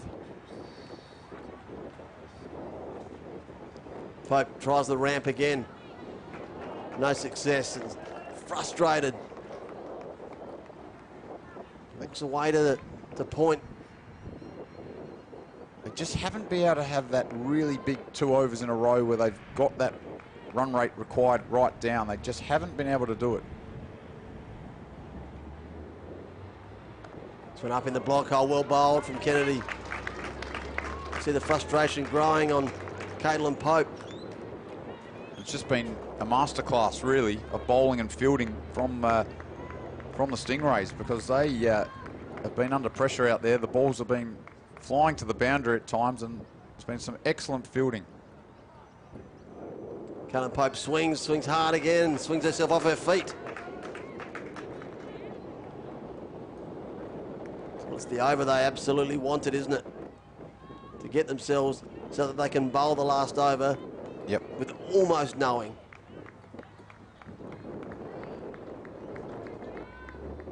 Eight balls to go, 31 remaining.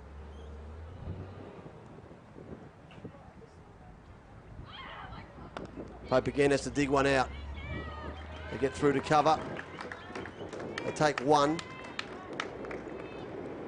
And 1 ball remaining. So 30 off 7 now, so yeah, I guess the best scenario here for Kensington obviously is a 4 or 6, and then Pope stays on strike for the last over, because Jamieson is on strike at the moment.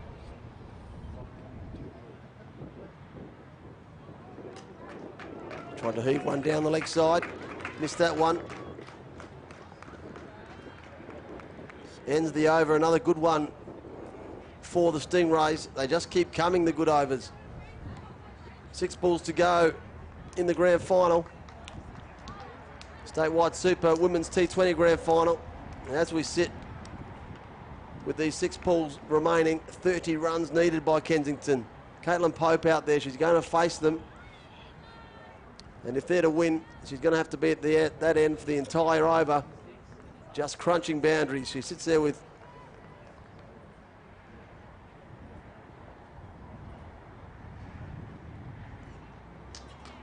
.30 runs to her name, and the first one's a wide. 29 from 6. Haven't started the over yet. Geez, this is, if they can get through this over, Southern Districts, this will be a magnificent victory for the Stingrays. Rocks back on the foot. Gets it through the square leg, wants to go for the second. Sent back by Jamieson, good call as well.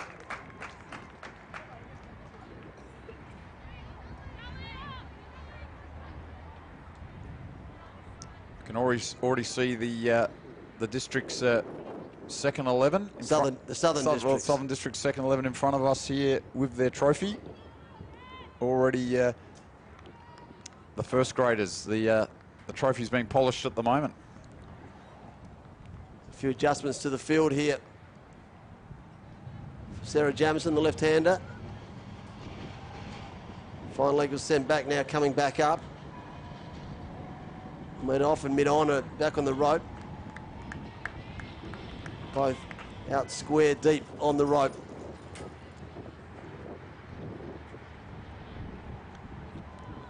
Charges down the track, swing and a miss. Beyond them now. Yeah, perhaps if it, perhaps that 128 total that the Stingrays got earlier today, perhaps in a regular game, may have been chased down. We'll never know, but certainly in a final it became a lot bigger. Jamison cues it back of the bat over the top of gully. They're going to get back for 2. Caitlin Pope, who was probably hoping to do the bulk of the scoring this over, has been stranded at the non-strikers end. Just 3 balls remaining. Smile starting to get really wide on the Southern Districts fans. Jamison tries to squeeze one down the leg side. It's going to be a leg bite. She gets Pope on strike. For the last 2 balls of the match.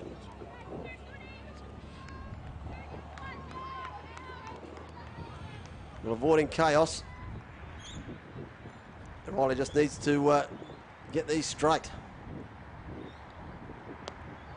First one smacked square, but Kaylee Wilson, who's been superb out there all day, does the fielding. Gee, they've been good, haven't they? The Southern Districts fielders, they've been really impressive, just cutting those. Well, I reckon they've saved a few boundaries out there. They've got a few balls back in, a few run-outs, a couple of catches, and in the end, they've just been too good.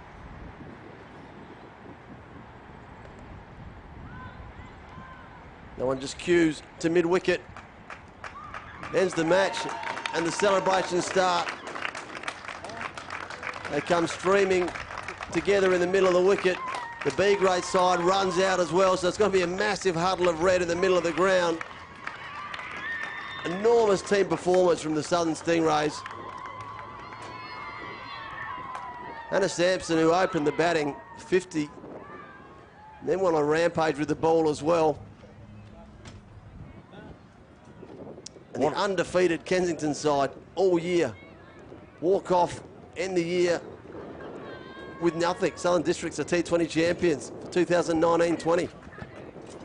Well, it was runs on the board early, wasn't it? 128 they made, and it just proved too strong for this strong Kensington side, who couldn't do it when it mattered most. As Adrian Pickles said, they were undefeated this season, but just couldn't get over the line when it mattered most. Yeah, they won the toss and batted, and Hannah Sampson opened up with Kelly Armstrong. They're going at 10 and over at one stage, and then the wickets fell 6-1, 0. We thought it was going to go off the rails. Then Hannah Sampson was out there still with Rachel Andrew and Kylie Rattray.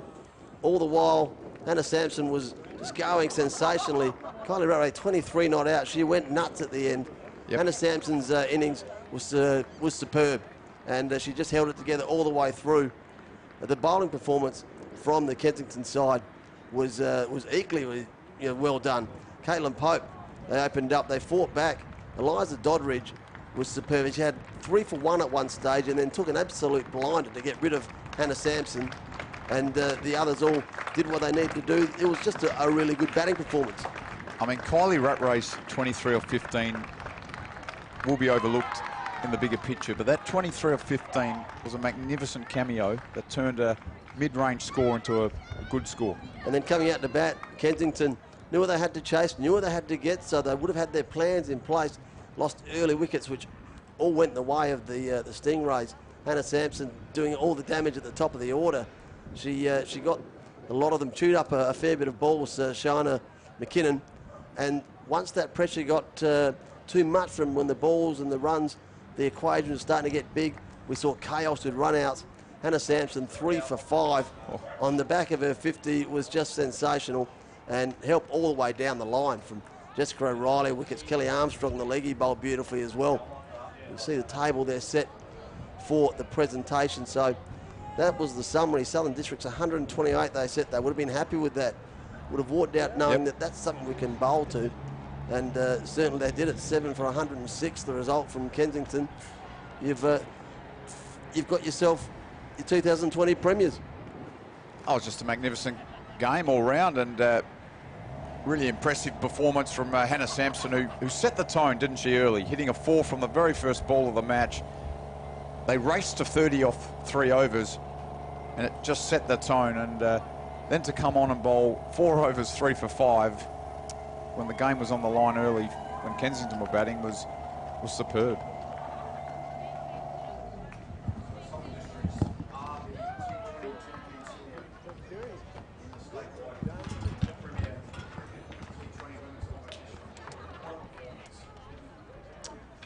Yeah, it was great, Daniel. And Pickles is just making his way out onto the ground to try and get one of the Southern District's players to chat with. So hopefully he can sort someone out. He's too short to climb the fence, so he's just making his way to the nearest gate. Well, it's been a magnificent day for them, hasn't it? They've won both the A grade and the B grade here, and they're all 22 players. They're all out there together. So what a performance. And we'll stay here with the presentations. And I'll hand you back to Pickles.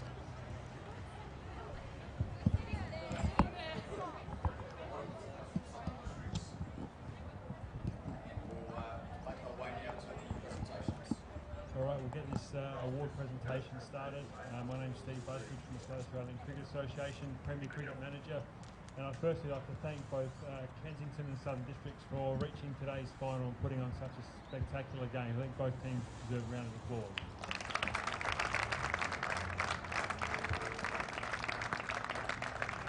To the spectators who came out today and throughout the season, thank you very much on behalf of the SACA for your ongoing support of the women's game in South Australia, and also the Statewide Super who sponsor the competition. We thank their support and ongoing alignment with women's cricket in South Australia. So thank you to Statewide Super.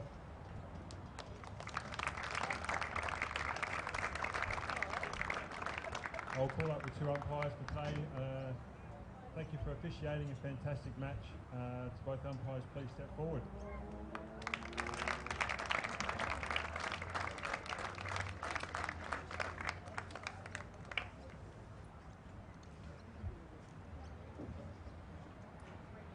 I'd like to announce the statewide T20 Cup Grand Final Lauren Ebsbury medalist, player of the match, to Hannah Sampson.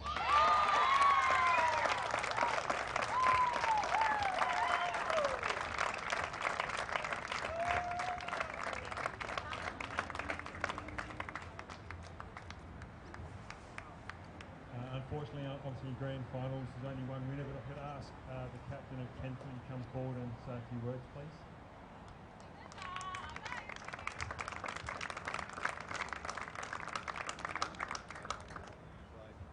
Congratulations, Southern. Outstanding game today, and full credit for the way you went about the season, and well done on winning both today. So a great job, so well done. Thanks to the umpires and SACA for putting today on.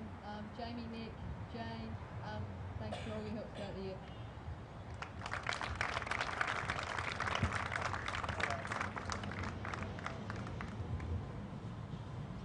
Call forward the captain of Southern Districts to present their team and say a few words. Thank you, Jess.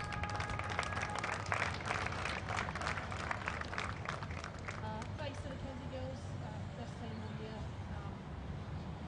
Great game today. Well done to my girls, well done to the B grade. Thanks for watching. Thanks to the umpires and SACA. So Hannah, or Kelly, you have to go first. Kelly Armstrong.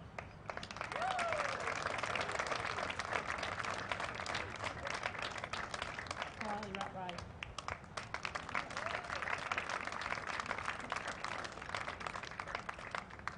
Hannah Armstrong.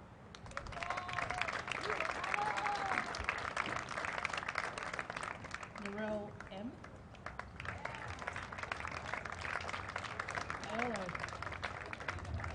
Ella Wilson. Callie Wilson. Amy the Beast Peterson. Gemma Kennedy.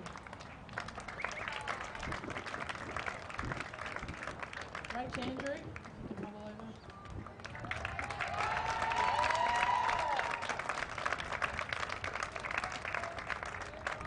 Donna Clark.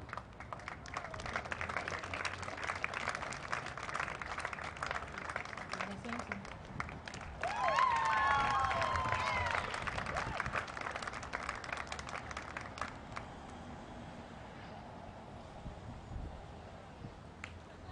Terry.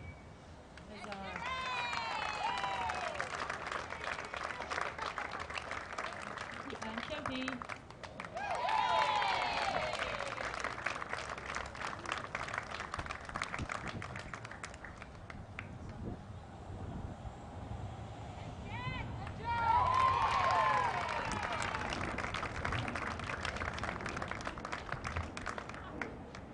Call Hannah to the stage and hand over the T20 Cup for the women's first grade.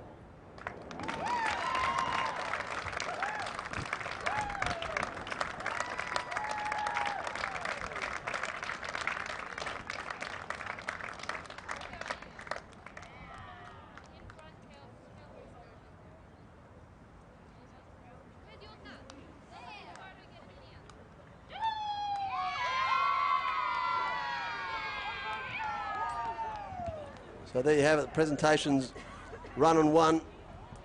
The T20 champions of the statewide Super Premier League women's competition for 2019-20. The Southern Stingrays knocked off Kensington, who were undefeated all year, and then came to the big dance and couldn't get it done, Daniel. Yeah, what a win.